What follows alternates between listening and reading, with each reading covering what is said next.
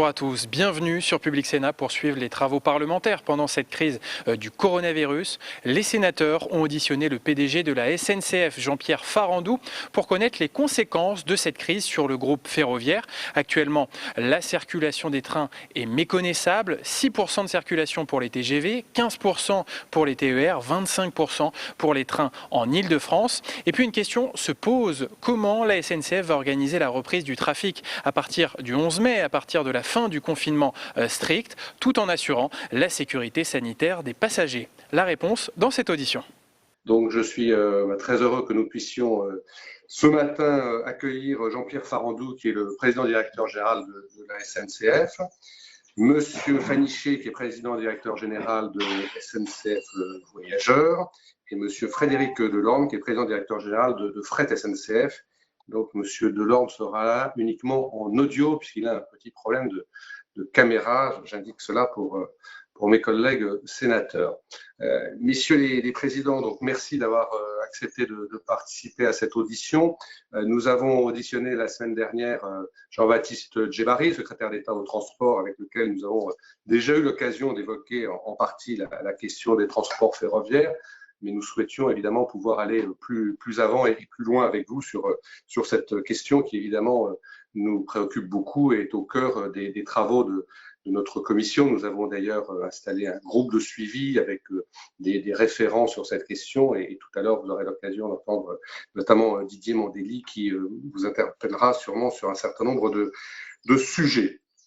La situation sanitaire a évidemment conduit votre groupe à devoir s'adapter aussi rapidement que profondément. Vous avez dû diminuer de manière drastique l'offre de transport, non pas comme c'est en général le cas pour s'adapter à la demande, mais pour s'adapter à des nécessités impérieuses fixées par l'État en termes de sécurité sanitaire.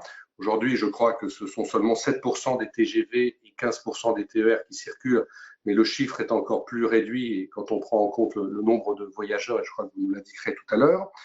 Sur la question du fret, vous avez dû continuer à assurer l'approvisionnement du pays et c'est pour ça que malgré la crise, d'ailleurs, le volume fret s'est maintenu à un niveau relativement important parce que je crois que ce sont 60% des trains prévus au plan de transport qui fonctionnent aujourd'hui en matière de fret. Alors toutes ces modifications ont rendu nécessaire le fait que vous adaptiez profondément le mode de fonctionnement de votre entreprise, et vous nous en parlerez certainement, avec bien sûr la nécessité d'assurer la protection de vos salariés.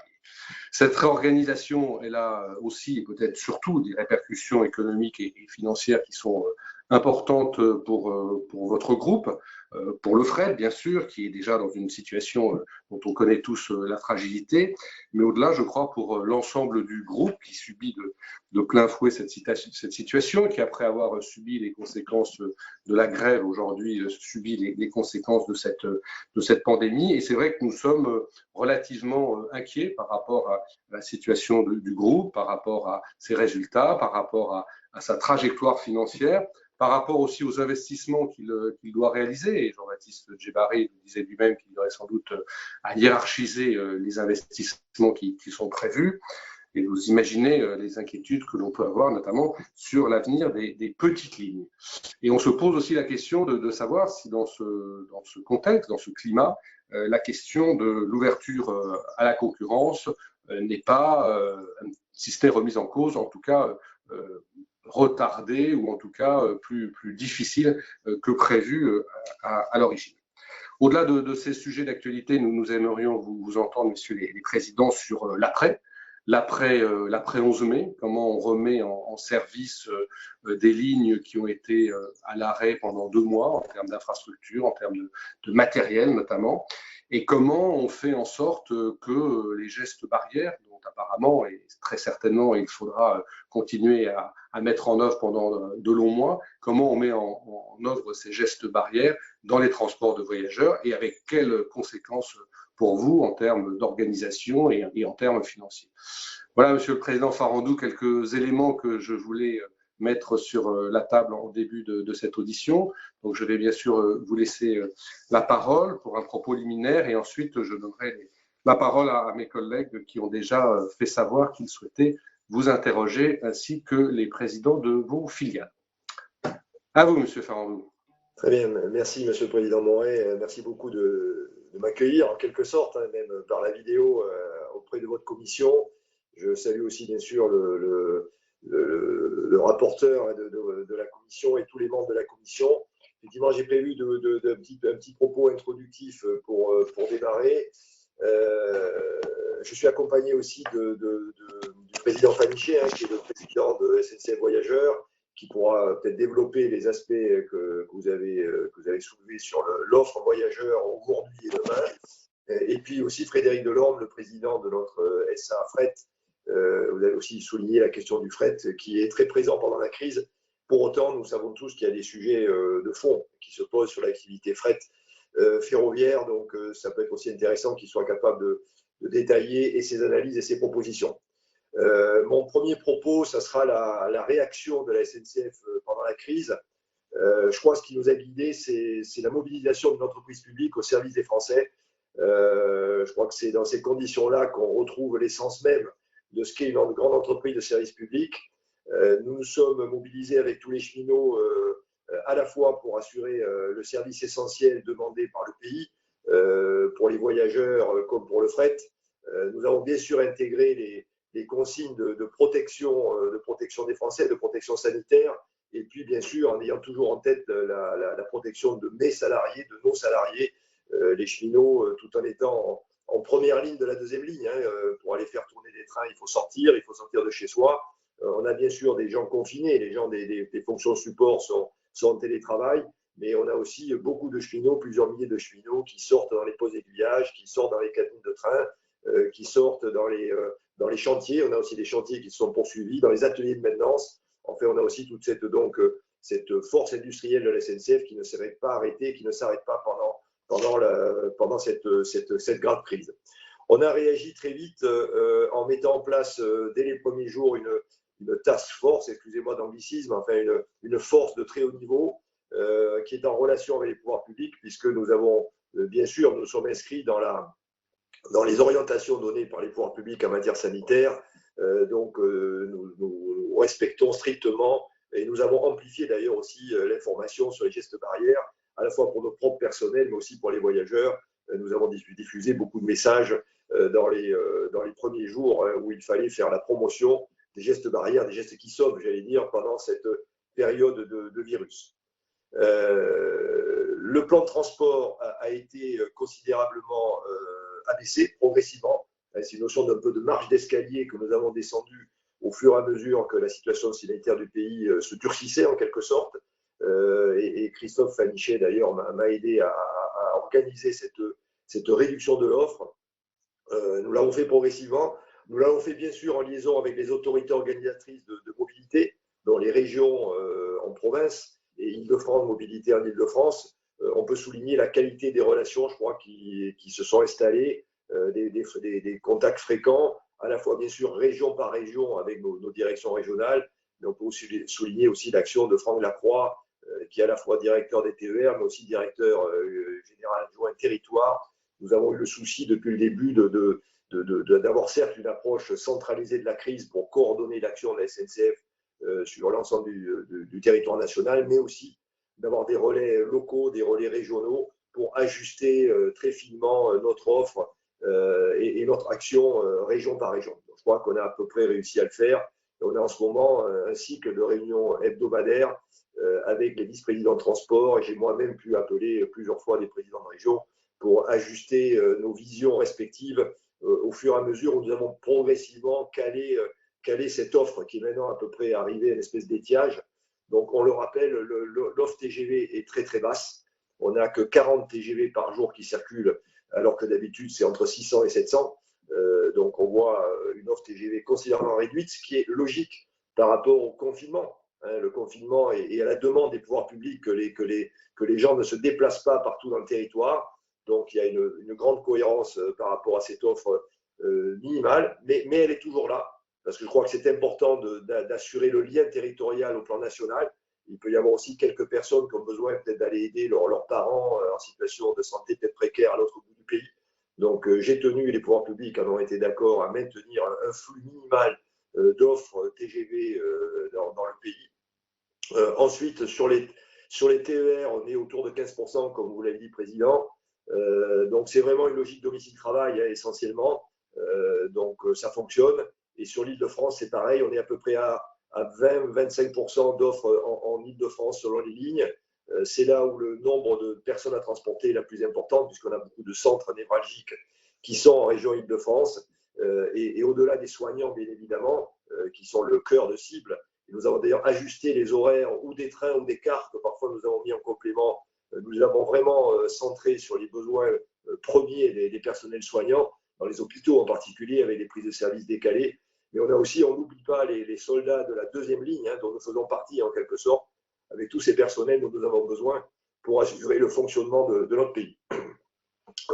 Sur le fret, je pense que Frédéric y reviendra, nous avons fait davantage. Le fret, nous avons à peu près 60 ou 65% des trains de fret qui circulent par rapport à une offre habituelle. Donc, cette notion de, il y a d'abord les trains vitaux, vraiment absolument vitaux au fonctionnement stratégique du pays. Ça peut être des carburants, par exemple, dont on a besoin. Ça peut être du chlore pour les traitements des eaux. Et c'est tout l'alimentaire, bien sûr aussi. Mais on a eu aussi le souci de favoriser le maintien de l'activité économique du pays. Donc, c'est pour ça qu'on est allé un peu au-delà des stricts trains vitaux d'un point de vue, je veux dire, absolument nécessaire. On est allé un peu au-delà, à la demande de nos clients d'ailleurs. D'ailleurs, aujourd'hui, on traite à peu près l'essentiel de la demande de nos clients. On a quelques clients qui souffrent. Je pense à Arcelor ou la sidérurgie de manière plus générale, où les commandes de production d'acier ont baissé. Et c'est d'ailleurs lié à la seconde catégorie de clients que sont l'automobile. L'automobile aussi souffre beaucoup. Nous transportons d'habitude pas mal d'automobiles. Donc en gros, on fait face quasiment à l'essentiel de la demande qui nous est faite et nous sommes vraiment un acteur important de la continuité économique du pays. On peut citer l'exemple des céréales. Peut-être que parmi vous, il y a des sénateurs qui viennent des zones céréalières de notre pays. Nous avons joué un rôle majeur pour écouler les céréales stockées dans les silos vers les ports, notamment pour l'export ou même pour la consommation interne, vers les grands moulins, par exemple, pour fabriquer de la farine. Il est important de vider les silos, sinon quand la récolte arrive, les céréaliers ne savent plus où mettre la récolte. Donc, c'est absolument vital d'écouler les stocks dans les silos et vraiment, je pense que nous avons été exemplaires. Je veux aussi souligner, on ne le fait pas souvent parce qu'on ne les voit pas, l'action de nos collègues de SNCF Réseau, notamment les postes d'aiguillage, puisque notamment pour les céréales, il faut aller les chercher dans les campagnes. Les céréaliers ne sont pas installés dans les centres-villes. Et donc, il faut ouvrir des petits postes d'aiguillage et des lignes capillaires qui permettent d'aller chercher les marchandises au plus près de leur production. Donc, le fret démontre qu'il est un acteur majeur de l'économie du pays. Et j'allais dire, c'est particulièrement dans les périodes compliquées que les choses peut-être se voient davantage.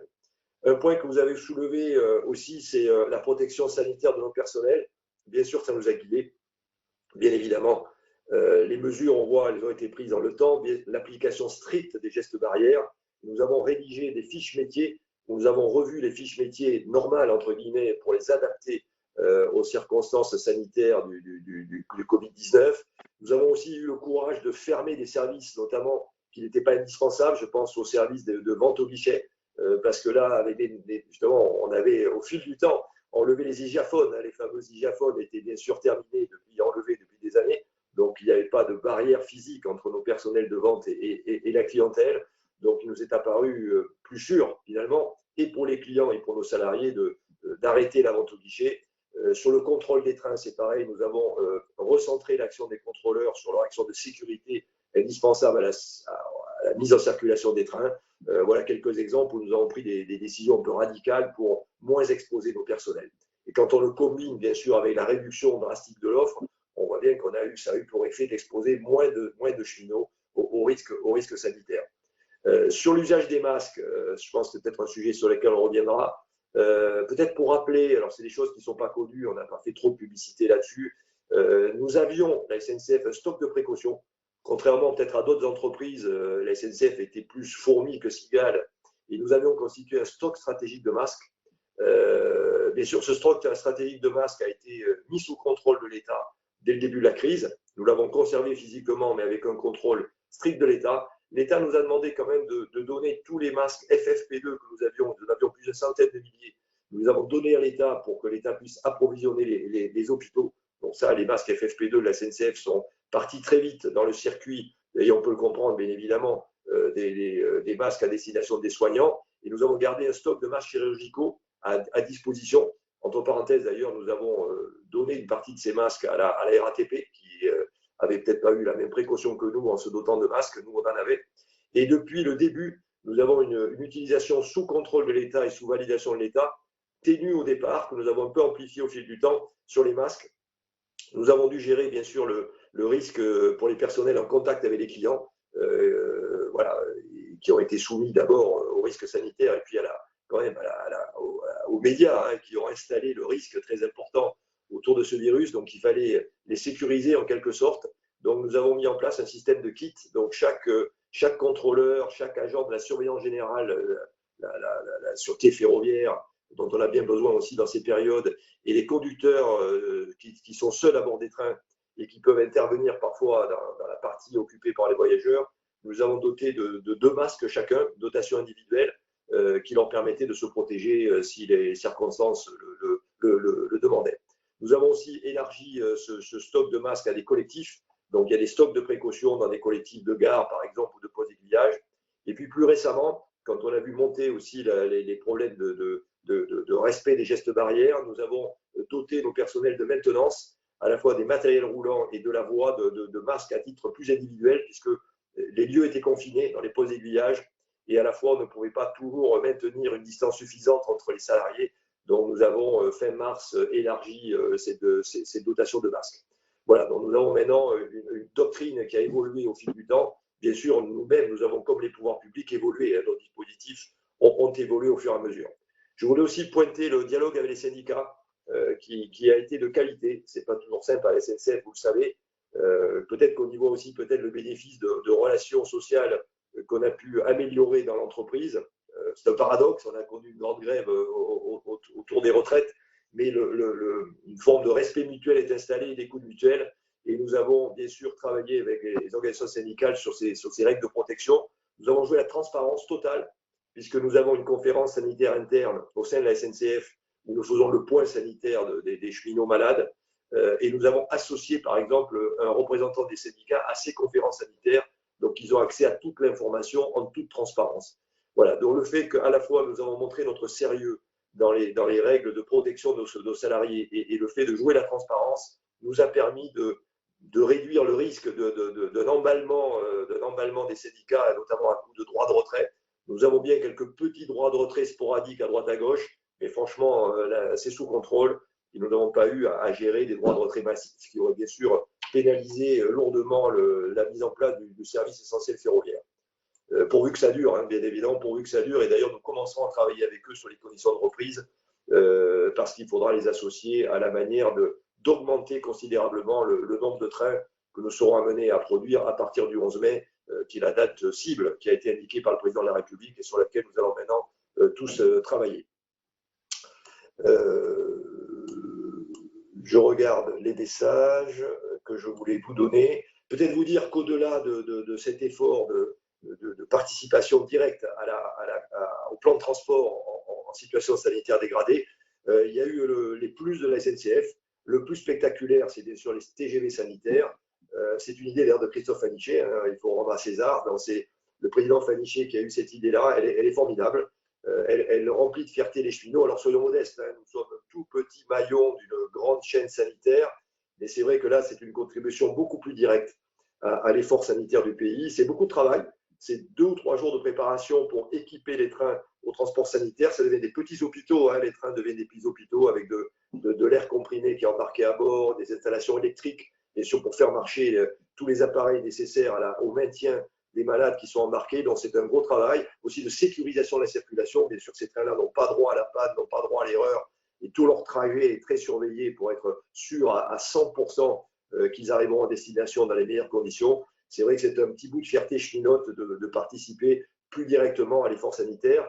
Au-delà de ça aussi, je crois que j'étais un des premiers, peut-être le premier, à proposer à la réserve. Nous avons des réservistes au sein de la SNCF de se mettre à disposition du plan résilience monté par l'État.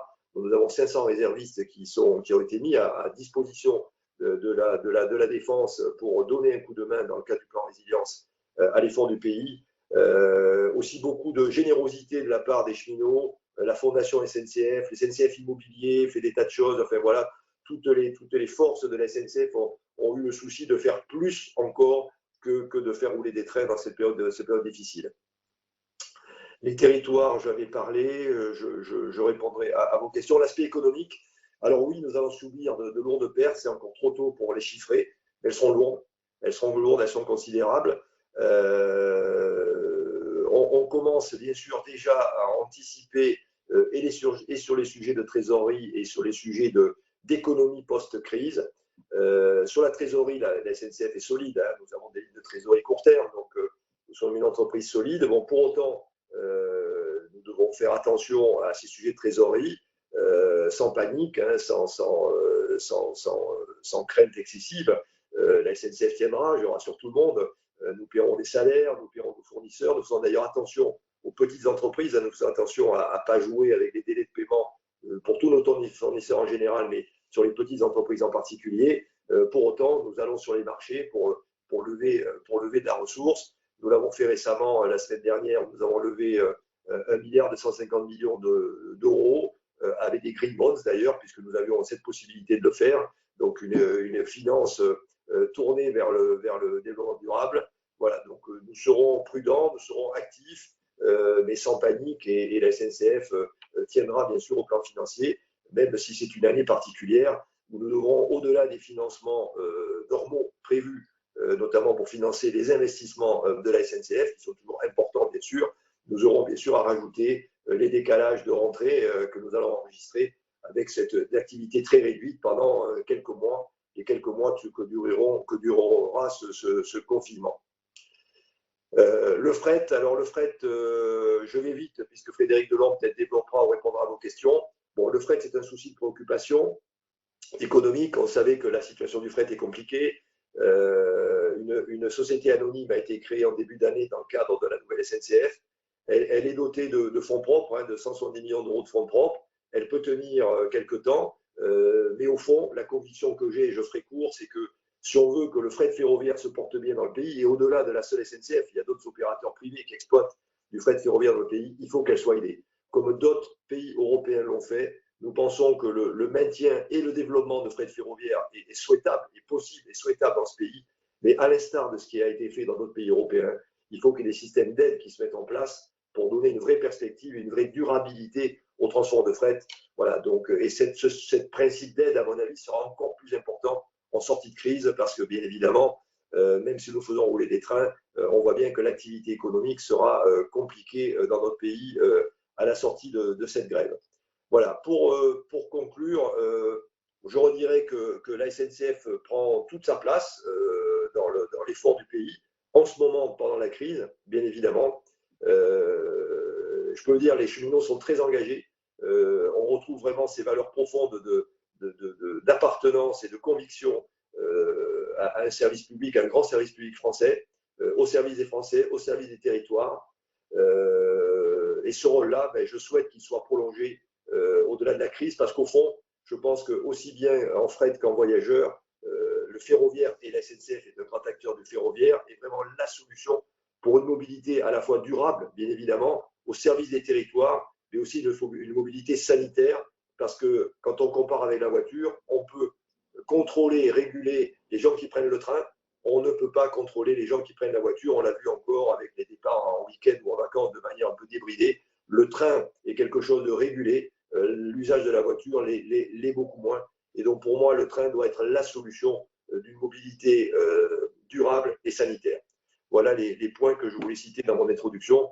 Et c'est bien volontiers maintenant que je répondrai aux questions que vous souhaiterez me poser avec l'aide du président Delorme et du président Fanichet. Merci beaucoup pour votre écoute. Bien, merci beaucoup, Monsieur le Président. Je suis un petit peu resté à ce stade sur ma fin, sur l'après, mais je pense que vous aurez l'occasion d'y revenir lors des réponses aux questions qui vont vous être posées. J'ai déjà plus d'une quinzaine de sénateurs qui ont demandé à s'exprimer, et donc je vais tout de suite donner la parole à Didier Mandelli. Monsieur Mandelli m'entend? Didier Mandelli? Bon, alors on va peut-être Si Didier Mandelli ne m'entend pas, je vais tout de suite donner la parole à Alain Fouché. Vous m'entendez, Monsieur le Président? Tout à fait. Allez-y, Monsieur Fouché. Monsieur le Président, bonjour. Bon, j'ai pu prendre qu'une partie, mais j'ai entendu ce qui concerne le fret. Le fret, c'est un peu comme l'Arlésienne, et on en parle beaucoup dans ce pays depuis des années. Bon, pour ma part, c'est pas la SNCF qui est responsable. Je pense que ce sont les différents gouvernements, les différents ministres des Transports, quel que soit leur horizon, de Fitterman et d'autres, etc., de tous horizons, qui n'ont pas su donner les instructions suffisantes à la SNCF, ni les moyens pour mettre en route le fret. J'ai entendu ce que vous disiez, Monsieur le Président, qu'il fallait aider le fret pour que cela réussisse. Cela me paraît essentiel. La question que je voulais vous poser, c'est le fret, c'est effectivement baisse beaucoup. Par rapport aux pays voisins, est-ce que cette concurrence étrangère ne risque pas de vous faire perdre un certain nombre de clients, et en particulier des gros clients? Voilà ma question. Très bien, merci. Monsieur le Président. Merci beaucoup. Allez-y, j'en prie. Oui, je vais répondre, peut-être une réponse à deux voix avec Frédéric Delorme, peut-être qu'il voudra intervenir rapidement. Je crois qu'il faut qu'on ne parle pas trop longtemps pour laisser le temps à tout le monde de poser des questions. En termes de concurrence, honnêtement, ce n'est pas mes collègues qui font du fret qui me préoccupent le plus, c'est la route. La route est un concurrent redoutable qui a pris l'essentiel de la progression des trafics en Europe. Quand on rajoute en plus, là vous avez raison, c'est que sur le plan routier, ce qu'on appelle le pavillon français, les routiers français, il y en a de moins en moins. Il y a de plus en plus de transporteurs routiers des pays de l'Est, par exemple, qui sont très présents dans notre pays, avec une réglementation européenne qui facilite le fait que des conducteurs venant des pays de l'Est peuvent rester plus de 3 semaines sur notre territoire. Donc, c'est une forme de concurrence redoutable. Il faut reconnaître que le fret routier est très efficace, ils sont pertinents, ils ont une souplesse, bien sûr, que le ferroviaire n'a pas, ils ont des coûts assez bas, et donc c'est eux le concurrent principal. Et ils ont pris l'essentiel du marché. Je pense que la route a maintenant 85% des parts de marché. Et je pense que c'est un sujet aussi d'intérêt général. Quand on voit la pollution produite par les camions, on pense à la vallée de l'Arve, par exemple, qui souffre des particules émises par les camions qui font les transits entre la France et l'Italie. Quand on pense au problème de congestion sur nos autoroutes, qui n'a pas souffert de voir une file quasiment occupée par des trains de camions, je pense qu'il y a un vrai sujet d'intérêt général à rééquilibrer en partie les trafics de la route vers le train. Donc c'est vraiment ça ce qu'il faut faire. Il y a au niveau européen une ambition de doubler la part de marché du train. Je pense que là, il faut absolument qu'on rééquilibre les choses. C'est un sujet d'intérêt général, me semble-t-il. Je peux donner la parole peut-être à Frédéric s'il veut compléter. Le président Delorme va peut-être compléter en quelques mots comment il voit cette question de la concurrence et comment on pourrait s'y prendre pour développer le fret dans notre pays. Peut-être, si vous êtes d'accord, Président Moret. Oui, bien sûr, je vous en prie. La parole au président Delorme. Je vous en prie, Monsieur Delorme, allez-y. Oui, merci, Monsieur le Président. Oui, alors en complément, ce que je pourrais dire, c'est qu'aujourd'hui, Fret SNCF n'est pas seul en France à transporter les marchandises par le rail. Nous représentons par Fret 55% du volume, mais à l'intérieur de ce volume, comme l'a dit le président Farandou, il y a une part importante dont le seul concurrent est la route. Et là, on est face à un choix intermodal plutôt qu'à un choix de concurrence intramodale. Les chiffres sont assez rudes, effectivement. En 30 ans, le transport routier en France a été multiplié par 2,5, celui sous pavillon étranger par 10, quand dans le même temps, le transport ferroviaire de marchandises a été divisé par 2, ce qui fait qu'aujourd'hui, la part de marché du rail, tout transporteur confondu, est de 9% en France, alors que la moyenne en Europe est de 18%, voire même 30% en Autriche et en Suisse. Donc, la question du retour des marchandises sur le rail, dont on voit toute l'utilité pendant cette crise, passe par un meilleur rééquilibrage entre la route et le rail. Il ne faut pas les opposer, car la route contribue à amener des marchandises au rail, notamment pour le transport combiné. Mais si on veut bien prendre en compte le coût des externalités évitées, c'est-à-dire le coût de la tonne de CO2 émise, le coût des accidents, le coût pour la santé des personnes et des morts prématurées par pollution en Europe, il y a un enjeu qui se chiffre à environ 9 milliards d'euros sur 10 ans de coûts d'externalité qui pourraient être évités si on doublait la part de marché du rail pour le transport de marchandises en France. 9 milliards d'euros. Donc la question va se poser en termes de méthodes d'incitation qui accompagneront les efforts de productivité des entreprises ferroviaires. Nous en avons notre part. Il faut moderniser le train. Il faudra moderniser aussi le réseau pour le réseau fret. Mais il y a sûrement une question de politique publique qui va se poser en matière de soutien au transfert modal. Voilà, mais je pourrais répondre plus en détail si vous le souhaitez un peu plus tard. Merci. Je crois qu'on va pouvoir donner la parole cette fois à Didier Mandelli. Didier Mandelli.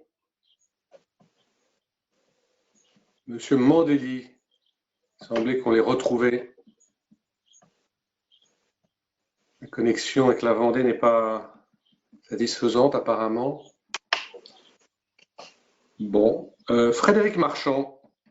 Oui, bonjour Monsieur le Président, bonjour Messieurs les Présidents. La connexion avec le Nord est meilleure, mais c'est normal puisque nous avons à Hélène, n'est-ce pas Monsieur le Président Farandou, un excellent technicentre que nous avions inauguré ensemble. Alors justement, s'agissant des technicentres… Vous n'avez pas annoncé la page de publicité, hein, Monsieur Marchand. Si, quand même, profitons-en, puisque vous pouvez très bien, allez-y. Pour me couper la parole. Non, simplement, Monsieur le Président Farandou, puisqu'on évoque les technicentres, peut-être un focus sur l'activité aujourd'hui dans ces technicentres qui sont des outils d'excellence pour la SNCF. Un deuxième sujet qui va recouper ce qui a été dit par mon collègue Fouchier sur le fret, puisque nous avons eu ce matin avec Didier Mandelli une audition de l'AFRA, où on voit bien qu'effectivement, s'agissant du fret, bon nombre d'interlocuteurs évoquent la nécessité de mettre en place un véritable plan Marshall du fret, puisqu'on se rend compte aujourd'hui de la nécessité en cette période et sans doute de la nécessité demain, ça a été dit, et que ça recoupe aussi finalement les conclusions quand on écoute ce qui est dit par les membres de la Convention citoyenne pour le climat, de différents think tanks. Finalement, l'avenir est au mode de transport alternatif et notamment au rail. Donc, avec notamment, vous l'avez dit, une nécessité de porter des financements publics en termes de rénovation de manière un peu plus conséquente. Et alors, un dernier sujet qui m'intéresse très égoïstement, puisque pour allier Lille à Paris, j'utilise régulièrement le train, s'agissant du jour d'après, en matière de mesures de distanciation sociale dans un wagon, comment envisagez-vous aussi les choses, puisque je pense qu'il y aura toujours une appréhension de la part de celles et ceux qui vont monter dans le train. Merci beaucoup. Donc, merci d'avoir évoqué le jour d'après, sur lequel, effectivement, j'aimerais bien qu'on puisse entendre le président Farandou. Très bien, merci. Écoutez, c'est bien volontiers que je vais répondre à vos questions. Et c'est vrai qu'on s'était croisés à Hélène dans un magnifique atelier tout neuf qui symbolise le renouveau de la SNCF dans le Nord et le caractère industriel de la SNCF qui est parfois moins connu et moins visible. Les grands ateliers sont absolument nécessaires, bien sûr, à la capacité de remonter le plan de transport. On a un sujet de maintenance du parc, le parc TGV en particulier. Quand je vous disais qu'il n'y a que 7% des TGV qui roulent, ça veut dire qu'il y a énormément de rames TGV qui sont garées. On a eu le souci, sous d'ailleurs la supervision du président Fanichet, on a eu le souci de les garer, on appelle ça garer de bon état. C'est-à-dire qu'on a un certain nombre de mesures, de précautions que nous prenons quand nous les immobilisons, pour rendre leur réutilisation plus facile. Voilà, donc tout ça a été fait en bon ordre. Hein, on a fait très attention à être précautionneux avec l'état de nos rames TGV. Et c'est vrai que par rapport à la perspective indiquée par le président de la République du 11 mai, nous allons accroître la maintenance des rames. Nous allons nous préparer à redémarrer l'exploitation.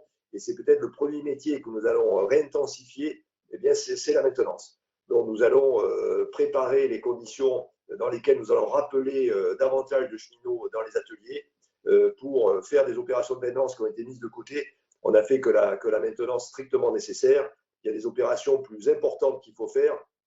Il y a aussi des opérations d'ailleurs de préparation des conditions d'exploitation l'été. Hein. On a aussi un centre d'intervention qui doit être fait sur les matériels pour non seulement relancer notre offre à partir de la mi-mai, nous l'espérons, et puis progressivement se préparer à une offre normale que nous situons plutôt au début de l'été.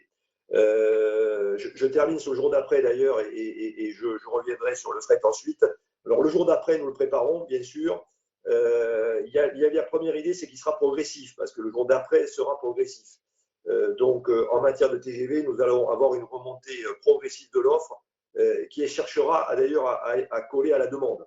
Donc nous allons essayer d'estimer quelle sera la demande à partir, quand nous y verrons plus clair sur les consignes sanitaires que le gouvernement mettra en place pour le déconfinement partiel ou le confinement allégé, on y met les mots qu'on veut. à partir du 11 mai, puisque pour le moment, c'est le 11 mai qui est la date cible, nous allons caler l'offre que nous mettrons en place.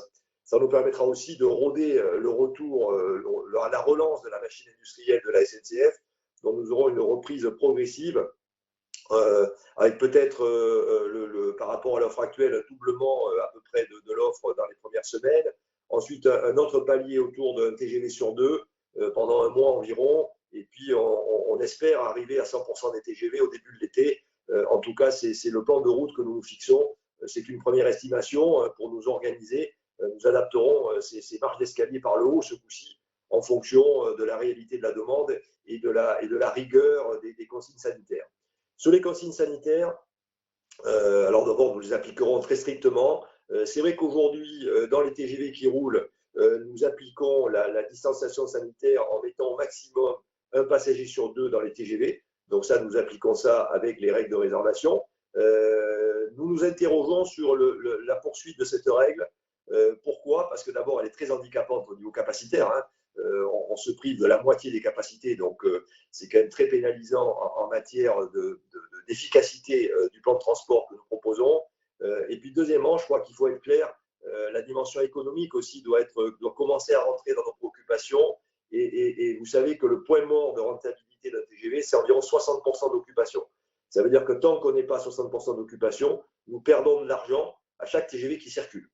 Alors nous l'acceptons bien sûr aujourd'hui, voilà, c'est bien évident que ce genre de préoccupation ne rentre pas en ligne de compte dans la situation actuelle, mais quand on se projette sur les mois qui viennent, je pense que la dimension économique doit commencer à rentrer aussi dans nos perspectives, et c'est la raison pour laquelle notre position est assez claire.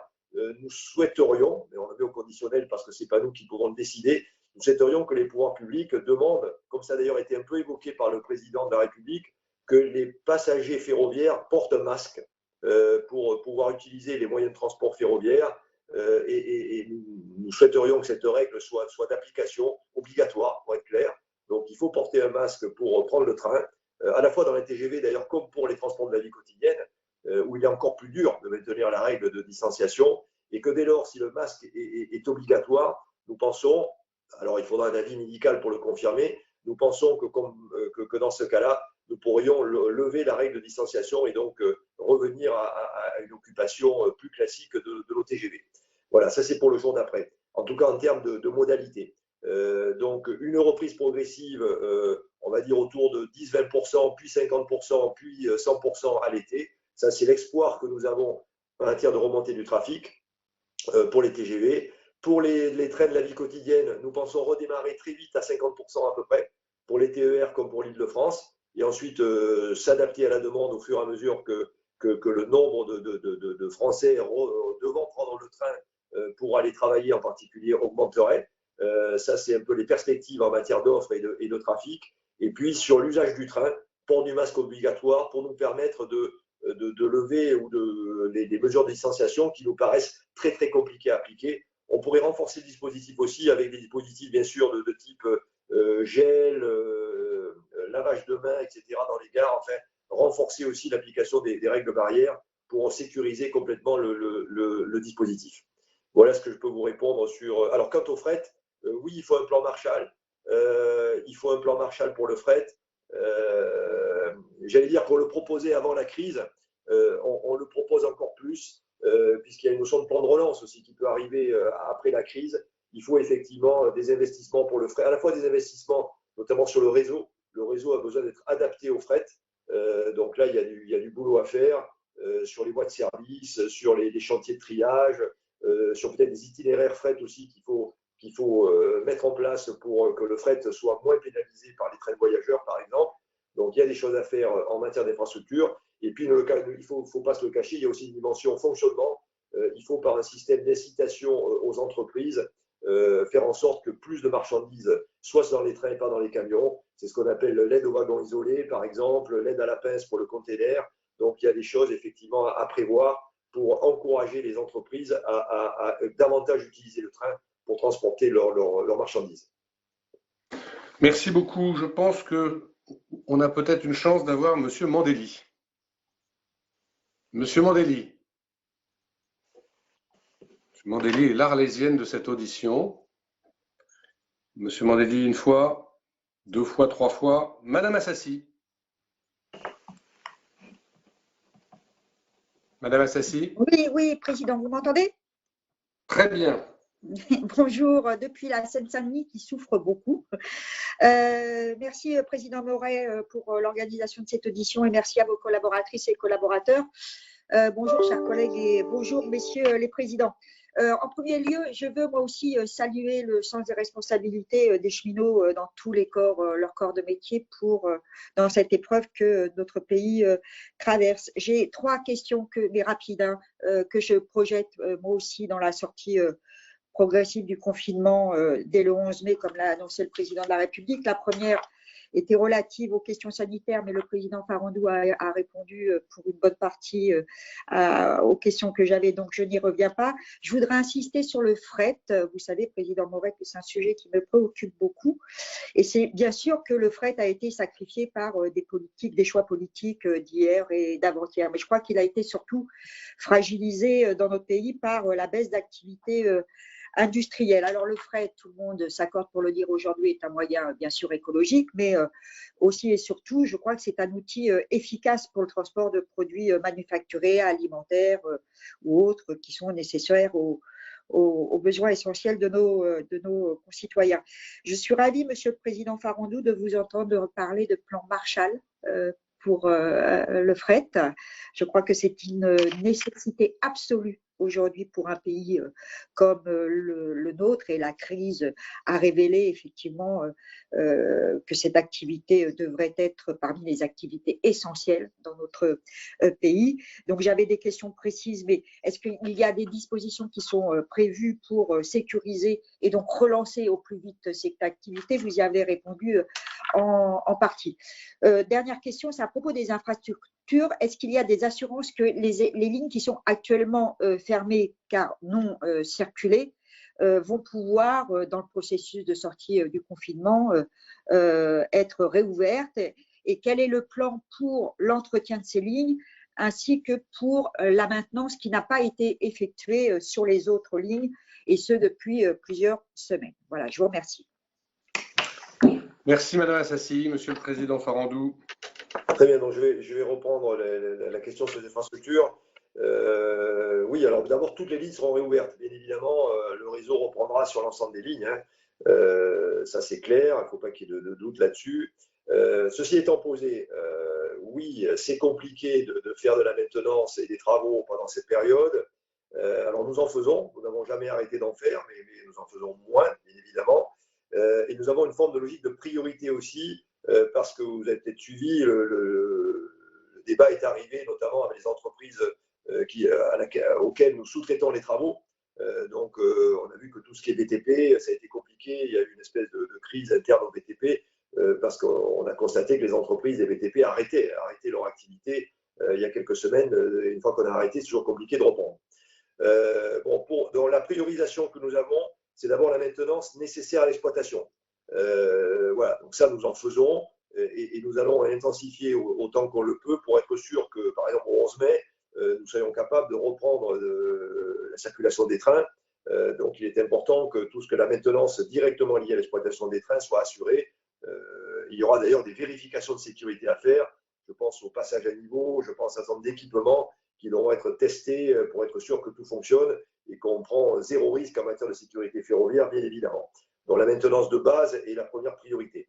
Ensuite, vous avez la maintenance de réparation. On avait eu avant la crise Covid, je pense à des problèmes de talus. On a eu dans l'est de la France, vous vous souvenez, le TGV qui a percuté un talus de terre qui avait glissé sur la voie. Heureusement, pas de mort après cet accident, mais des blessés, mais pas de mort. Bon, il faut absolument qu'on retravaille sur les talus, puisque c'est un élément indispensable à la sécurité ferroviaire, dont les travaux et de réparation et de consolidation devront être menés et conduits pour être sûr qu'on peut relancer les trains sans risque. On a eu aussi un problème de talus important en Ile-de-France, du côté de Sèvres. Là, aujourd'hui, vous avez des maisons qui sont quasiment en surplomb au-dessus du vide. Il faut absolument qu'on sécurise ces talus. Donc ça fait partie des réparations, ce que j'appelle les travaux de réparation, indispensables à la remise en circulation en sécurité de nos trains. Ensuite, vous avez des travaux, alors les travaux des projets de développement. Là, je ne vous cache pas qu'il y aura une forme de revisite et de priorisation. Il est à peu près certain que les 2 ou 3 mois où nous aurons dû arrêter les travaux vont poser à l'évidence des problèmes de planning. On ne pourra pas les rattraper et peut-être même ces 3 mois vont s'aggraver. Vous savez, parce que quand on fait des travaux ferroviaires, vous avez des fenêtres de tir, hein, des interruptions pendant les grands week-ends, des choses comme ça. Donc je pense que nous allons avoir un sujet de reprogrammation et de planification des grands travaux avec des retards par rapport aux dates prévues et dont la question de la priorisation devra se poser avec les donneurs d'ordre, que le donneur d'ordre soit l'État ou les régions. Enfin, on aura un sujet de priorisation et peut-être un sujet de financement. Là, on en revient aussi à la dimension économique. Il faudra revisiter l'ensemble des grands projets pour voir comment on les planifie et comment on les finance et comment on les priorise. Voilà, donc ça, c'est un sujet important. Je n'en ai pas encore la réponse, mais il est devant nous et il faudra qu'on le traite, à l'évidence. Merci, Monsieur le Président. Je retiens votre proposition que nous organisions une réunion sur la question des risques avec l'ensemble des membres de la Commission. Ça pourrait évidemment se tenir à huis clos par rapport aux questions de confidentialité que vous évoquiez fort justement. Il paraîtrait que M. Mandelli ait changé de support informatique et qu'on puisse peut-être l'entendre. J'espère. M. Mandelli, vous m'entendez ? On vous entend et on apprécie de vous entendre. Vous êtes fait désirer. Donc, je vous laisse la parole. Problème technique, incompréhensible pour ce qui me concerne. Merci, Président. Bonjour à tous mes collègues. Bonjour, Monsieur le Président. Donc, j'avais un certain nombre de questions. Vous les avez en partie abordées ou apporté des réponses d'ores et déjà dans votre intervention et puis au travers des questions de mes collègues. Ma première question, elle porte sur le transport conventionné. Vous avez fait état des relations avec les AOM et les régions en particulier. Ce qui m'intéresserait, c'est de savoir quel est l'état des discussions à ce jour, et notamment sur la question de la sécurisation juridique des éventuels avenants, hein, s'agissant d'appels d'offres. Et puis, je voulais savoir également si des modifications de tarification des péages prévus dans les projets de documents de référence de réseau sont envisagés à ce stade. Sur le fret, vous avez en grande partie répondu. Sur la reprise des activités de transport de voyageurs, vous avez détaillé un certain nombre de points. Ma question, elle porte surtout sur l'hypothèse d'un déconfinement par région. Et dans ce cas, la difficulté sera d'organiser les TGV, qui est quand même le fer de lance, et notamment sur le plan financier essentiel à la SNCF. Est-ce que vous avez d'ores et déjà travaillé en lien avec le gouvernement sur des hypothèses de déconfinement régional, et auquel cas l'adaptation du réseau TGV sera sans doute compliquée? Et puis, dernier point qui concerne l'ouverture à la concurrence. Le groupe a signé en début de semaine un accord prévoyant l'entrée sur le marché espagnol à compter de décembre 2020. Qu'en est-il pour notre pays? Comment la SNCF, vous y avez en partie répondu, se prépare-t-elle aux différentes échéances d'ouverture à la concurrence du transport national de voyageurs dans ce contexte, évidemment, qui rebat un petit peu les cartes? On a vu aujourd'hui même qu'un candidat potentiel jetait l'éponge, entre guillemets, pour la France. Est-ce que SNCF est d'ores et déjà prête pour cette ouverture, compte tenu du contexte? Merci. Merci, Monsieur Mandelli. Monsieur le Président Farandou. Oui, très bien. Ça fait plaisir de vous retrouver, Monsieur le rapporteur. Donc, alors, sur la relation avec les autorités organisatrices, écoutez, moi, je la trouve bonne. Hein, on est vraiment dans une ambiance de crise et tout le monde se serre les coudes. Et voilà, je pense qu'on s'est tous retrouvés entre les collectivités territoriales, les régions et les grandes entreprises publiques comme la SNCF au sens de l'intérêt général. Je crois que ça nous a rassemblés. Nous avons su mener ensemble la décrue du plan de transport en bonne intelligence, avec d'ailleurs un vrai travail de dentelle, j'allais dire, région par région ou même ligne par ligne, puisque nous avons cherché à bien coller aux besoins de déplacement des soignants. Hein, donc, on n'a pas appliqué des plans de transport préétablis, c'est ce qu'on fait en période de grève. Là, on a vraiment fait du sur-mesure hein, dans chaque territoire, sur chaque ligne, pour être sûr que nous étions capables d'amener les personnels dans les hôpitaux, en particulier desservis par ces lignes. Donc, un vrai travail de collaboration très précise avec les régions sur le sujet de l'offre. Sur le sujet contractuel, on s'en parle bien évidemment, mais on n'est pas rentré encore dans des discussions de nature juridique ou contractuelle trop serrées. Pour autant, ce sont des sujets sérieux parce que ça va beaucoup jouer aussi sur l'état de santé de l'entreprise. Pour le moment, ce que je comprends, c'est que les régions, dans leur grande majorité, accepteraient d'honorer la partie coût du service, puisque les coûts sont engagés, hein, les coûts engagés sont engagés, donc il y aurait bien volonté de la part des régions de prendre en charge les coûts engagés. On a des discussions, voilà, pour le coup, région par région et contrat par contrat, sur les risques de recettes. Bien sûr, les recettes se sont effondrées, hein, bien évidemment.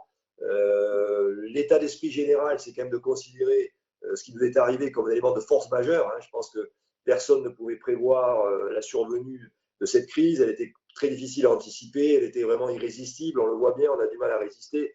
Donc je pense qu'on est vraiment dans les attributs de la force majeure. Donc d'ailleurs, le gouvernement a déjà utilisé ce terme, me semble-t-il. Donc on est, à mon avis, dans une logique de force majeure. Donc je pense que nos obligations de recettes, quand on en a, seront largement amendées par les régions qui comprendront le caractère irrépressible et imprévisible de ce qui nous arrive. Voilà. Donc pour le moment, je considère que les discussions sont empreintes de beaucoup de bonne volonté et de compréhension, et j'espère qu'elles se traduiront de la sorte dans les avenants. On sera bien obligé de passer des avenants à un moment donné. J'espère que les avenants que nous passerons traduiront bien la bonne volonté et la compréhension qu'il me semble percevoir aujourd'hui chez les autorités organisatrices. Sur les appels d'offres, j'y répondrai dans le volet concurrence. Sur les péages, bon, c'est encore prématuré. Aujourd'hui, il n'y a rien qui a été entrepris sur le niveau des péages. On peut entendre de ci, de là des voix qui s'élèvent pour demander une forme de réajustement des péages. Bon, il faut être clair, les péages, ils servent à financer le réseau. Donc, le financement de réseau, il y a un besoin. Donc, s'il y avait une forme de réduction du péage, il faudrait trouver une autre forme de financement. Voilà, si la réduction des péages se traduit par une réduction des ressources nécessaires à la maintenance et aux travaux sur le réseau, ça, ce n'est pas une bonne idée. Donc, on va se tourner à nouveau vers le budget de l'État. Il faut être clair que si les péages étaient réduits, et on peut comprendre que certains opérateurs pourraient le souhaiter pour leur permettre de redémarrer, je pense que le fret, par exemple, pourrait peut-être souhaiter qu'il y ait une forme d'adoucissement du coût des péages. Attention à ne pas pénaliser les ressources sur le réseau. Voilà, donc c'est toujours pareil, hein, c'est un peu comme les politiques publiques. Souvent, la plupart des politiques publiques, ce que l'usager ne paie pas, c'est le contribuable qui le paie, quoi, hein. Il y a une espèce de règle d'airain qui nous rattrape, quel que soit le secteur d'activité en matière d'économie publique.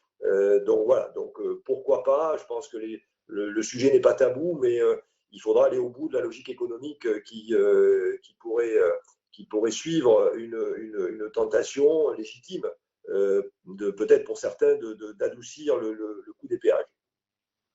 Sur le déconfinement régional, c'est sûr qu'il serait très handicapant pour TGV. Le TGV, par nature, il est multirégional, il est transrégional, et en particulier la région Île-de-France. Si la région Île-de-France est déconfinée en premier, ça va. Si la région Île-de-France est déconfinée en dernier, c'est très pénalisant pour le TGV, puisque la plupart des TGV dans notre pays, ils vont de la province à Paris et de Paris vers la province. Donc, si la région Île-de-France n'est pas accessible, ça ne sert à rien de faire partir un train de Bordeaux pour l'arrêter à Poitiers, ou un train de Nantes pour l'arrêter au Mans. On peut toujours le faire, mais l'intérêt est très relatif. Donc, effectivement, une stratégie de déconfinement par région, par exemple, sauf si elle démarrait par l'Île-de-France, serait pénalisant pour l'activité TGV à l'évidence. Donc, après, ça ne dépend pas de nous, ça dépend des pouvoirs publics sanitaires et des décisions qu'ils prennent. Donc, nous les respecterons bien évidemment. Mais voilà, tout le monde comprend que le TGV pourrait être très pénalisé par une stratégie régionale qui démarrerait par les régions les plus éloignées, quelque part, pour finir par l'Île-de-France. Ça serait la plus mauvaise des stratégies en ce qui concerne le trafic et le chiffre d'affaires TGV. Sur la concurrence, c'est une bonne question. C'est une question à plusieurs niveaux d'ailleurs, hein. Il y a le niveau philosophique. C'est vrai qu'on pourrait se demander ce qu'aurait donné la gestion de cette crise si l'offre ferroviaire a été morcelée par plusieurs opérateurs. Bon, voilà, c'est une question d'ordre un peu philosophique. Chacun pourra y réfléchir. Bon, pour autant, à ce stade, le calendrier de la concurrence et l'ouverture de la concurrence est maintenu. Je n'entends pas de décalage de date. Alors, certains processus devront être un peu assouplis parce que voilà, c'est pas facile. Par exemple, j'étais censé envoyer un courrier à des milliers de cheminots dans la région sud, Provence-Alpes-Côte d'Azur, susceptibles d'être concernés par des transferts liés à la mise en concurrence de 2 gros lots ferroviaires par la région sud Provence-Alpes-Côte d'Azur sur le TER. Bon, on a estimé que peut-être c'était opportun de décaler l'envoi de ces courriers pour ne pas trop perturber le corps social cheminot. Pour autant, l'État a donc accepté un décalage de l'envoi des courriers, mais pour autant, la date d'ouverture en proprement dite à la concurrence est maintenue. Voilà, donc je ne sens pas à ce stade le souhait des pouvoirs publics de décaler ou d'assouplir les décisions fondamentales sur la mise en concurrence. Bon, voilà, côté SNCF, nous acceptons la mise en concurrence, donc il n'y a pas de problème de notre côté. Réseau s'y prépare et Réseau doit même veiller à ce que la concurrence se passe de la meilleure manière possible. Réseau et Gares & Connexions sont complètement pénétrés de leur rôle d'équité concurrentielle face à l'arrivée de nouveaux entrants. Donc là-dessus, il n'y a pas de problème, on est bien dans cet état d'esprit. Et quant à la partie de la SNCF qui, elle, va s'affronter à la concurrence, elle doit s'y préparer, bien évidemment. Par exemple, l'appel d'offres lancé par l'État sur les lignes d'équilibre du territoire, il y a un lot qui va être mis en concurrence sur les lignes Nantes-Lyon et Nantes-Bordeaux. Ce lot est en cours, la procédure n'est pas arrêtée et l'État devrait allouer ce lot à fin d'année. C'était novembre qui était prévu. À ma connaissance, le calendrier n'est pas remis en question. Donc, à ce stade, le calendrier général d'ouverture à la concurrence dans notre pays n'est pas remis en question. Voilà. Sur le TGV espagnol, sur l'ouverture en Espagne, puisque vous avez mentionné ce point, ça me permet de bien clarifier la position de la SNCF. Donc, c'est une décision qui avait été bien sûr prise et engagée avant la crise Covid-19.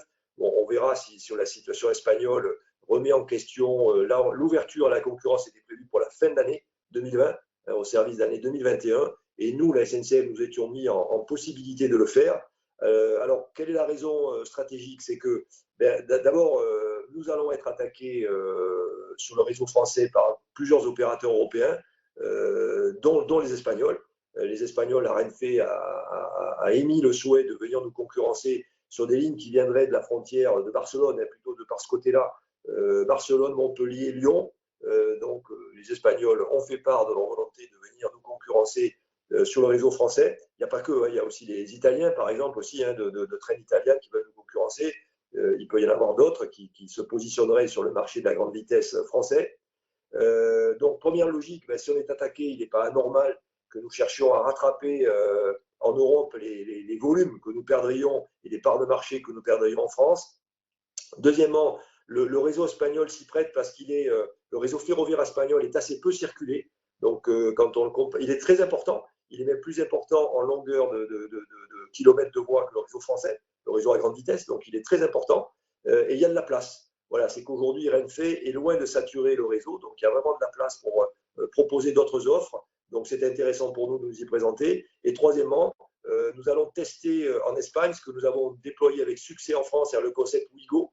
C'est le TGV à petit prix. Et c'est bien ce principe-là que nous souhaitons lancer en Espagne à la fin de l'année 2020. Et enfin, dernière raison, c'est une raison plus industrielle. C'est la Maison France qui se présente parce que nous allons aller en Espagne avec Alstom, avec des rames Alstom que nous allons adapter aux normes espagnoles en matière de fonctionnement et de circulation. Donc, ce sont avec des rames Alstom adaptées que nous allons en Espagne. Et donc, ça fait quelque part d'ailleurs du chiffre d'affaires industriel pour Alstom, l'adaptation de ces rames. Voilà, donc voilà l'essence de ce projet espagnol qui illustre que oui, nous allons rentrer dans l'ère de la concurrence et selon moi, la crise du virus ne va pas arrêter la tectonique des plaques et la concurrence va bien se déployer en France et en Europe avec des premiers effets dès cette année, dès la fin de cette année. Merci, M. Farandou. Je vais donner la parole à Marta de Cidrac. Bonjour tout le monde, est-ce que vous m'entendez? Très bien. Est-ce que vous m'entendez? Oui, très bien. Parfaitement. Oui. Merci beaucoup, Monsieur le Président. Mes chers collègues, bonjour. Monsieur Farandou, bonjour. Il y a quelques jours, le Président de la République a annoncé un début progressif de déconfinement à partir du 11 mai. J'ai cru comprendre au détour de vos réponses déjà faites que vous aviez une préférence peut-être pour un déconfinement qui commencerait en région Île-de-France. Bien évidemment, nous sommes tous conscients qu'il ne s'agira pas de baisser la garde, qu'il faudra être extrêmement rigoureux, que ce soit sur le port des masques, le lavage des mains, le respect des distances, tout cela a été rappelé, et tout cela pour nous éviter tous collectivement une deuxième vague.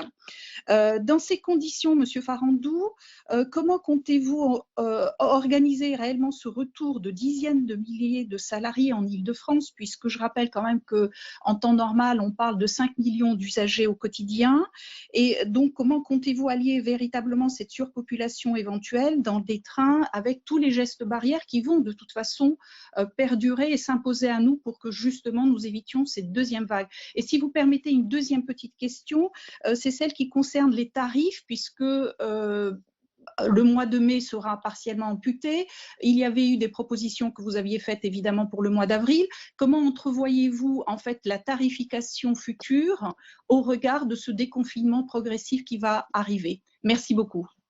Merci Madame de Cédrac. Monsieur le Président Farandou. Très bien. Bonjour Madame.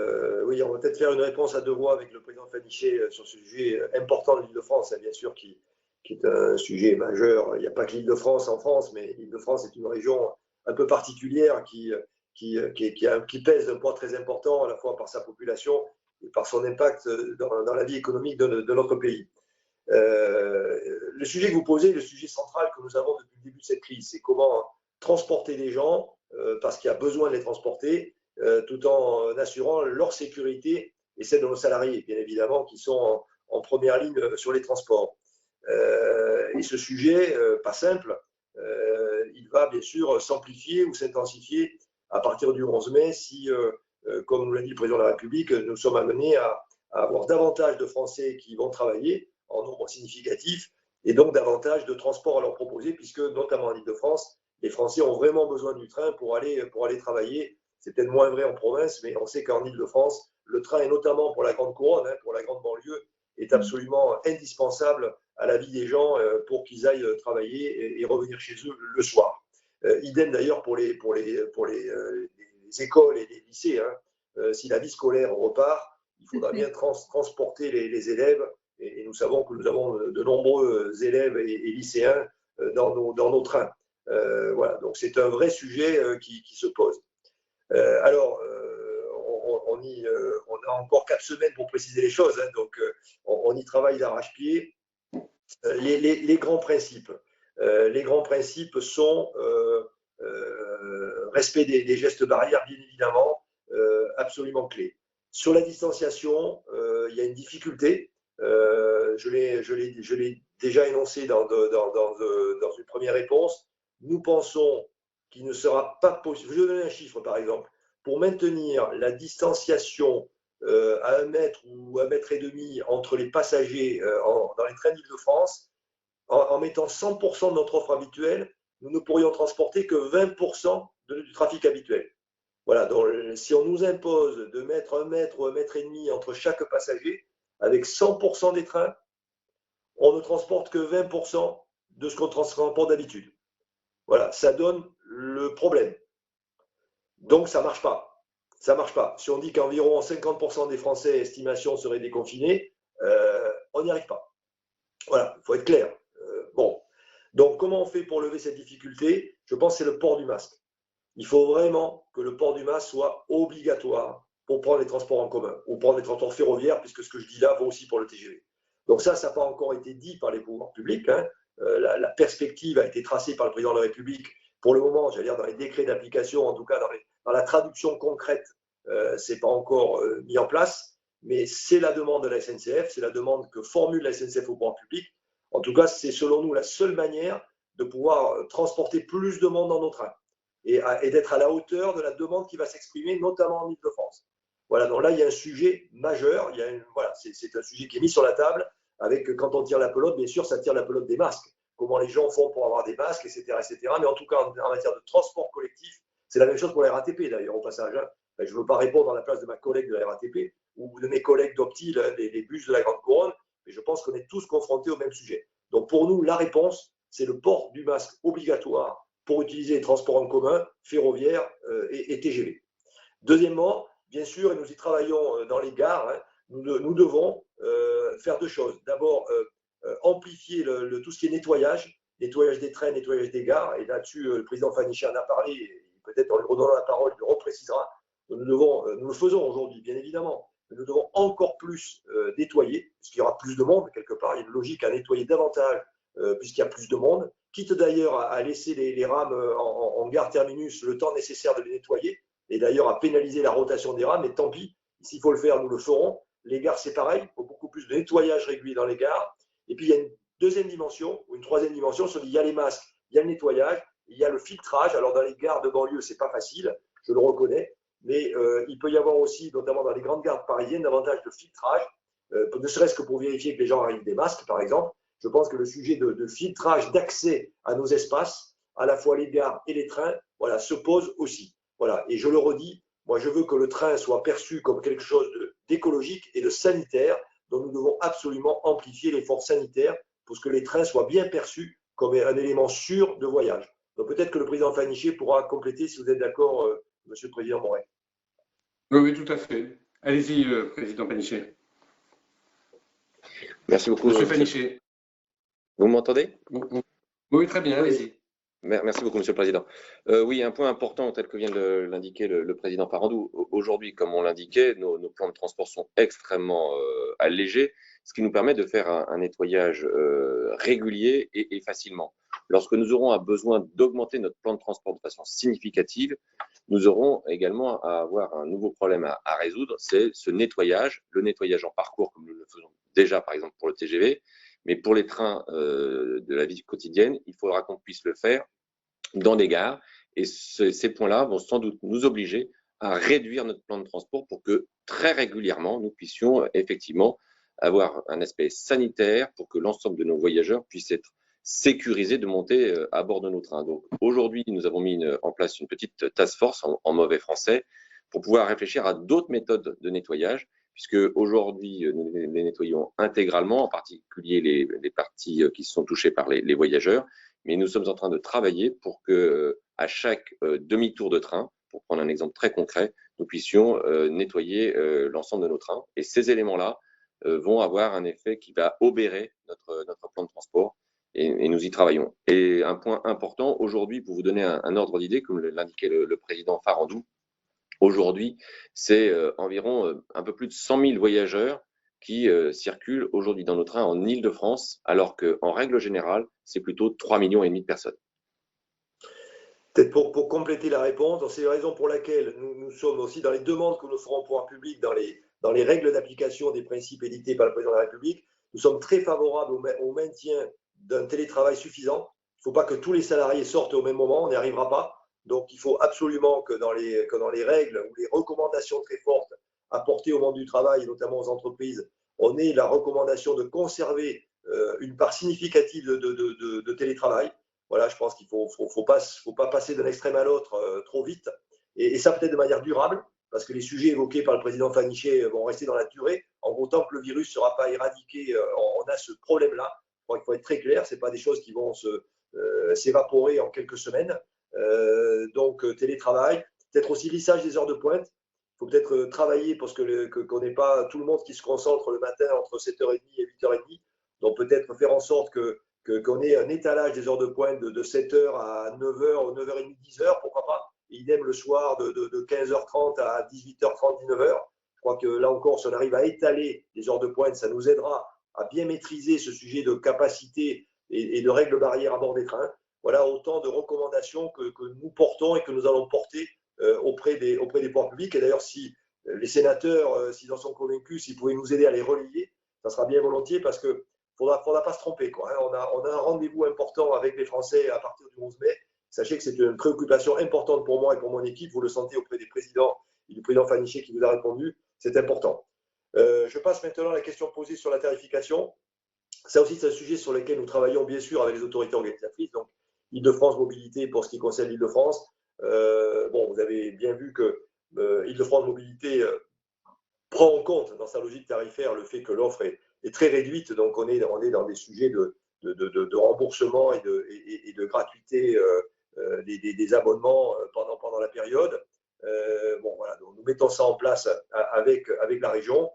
Entre parenthèses, c'est encore un problème économique qui s'aggrave. Hein. Ce sont des rentrées économiques qui ne se font pas pour l'équilibre financier du service public des transports de voyageurs en Île-de-France. Donc c'est bien sûr quelque chose qui va alourdir le sujet pour l'autorité organisatrice. Mais enfin, nous le faisons et nous avançons mois après mois et en étroite collaboration avec Île-de-France Mobilité sur ces sujets, mais dans un sens évident, dans le sens de tenir compte dans la tarification de la réalité de l'offre que nous proposons aux voyageurs.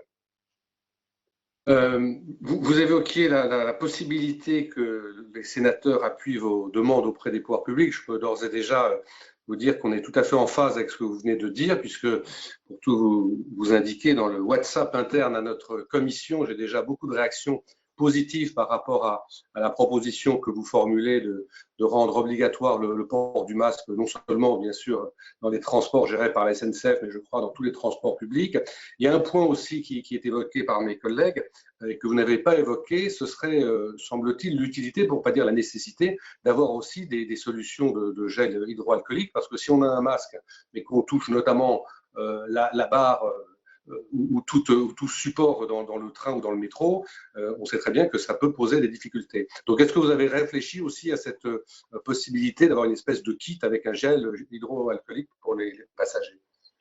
Oui, bien sûr, oui, on est là-dessus. L'idéal, ça serait de pouvoir avoir du gel à la sortie du train, parce que c'est là où on aurait éventuellement été confronté à des parties métalliques dans le train, où il y a la nécessité peut-être de prendre une barre. S'il y a un coup de frein, on est parfois obligé de saisir une barre pour ne pas tomber dans le train. Donc, on est en train de regarder comment dans les gares, on pourrait mettre à disposition du gel qui permettrait de sécuriser les voyageurs en se lavant les mains à la sortie du train. Je vois que le président Fanichet souhaite aussi compléter ma réponse, donc si vous êtes d'accord, on peut lui donner la parole. Allez-y. Même si j'ai encore beaucoup de demandes de prise de parole, mais allez-y.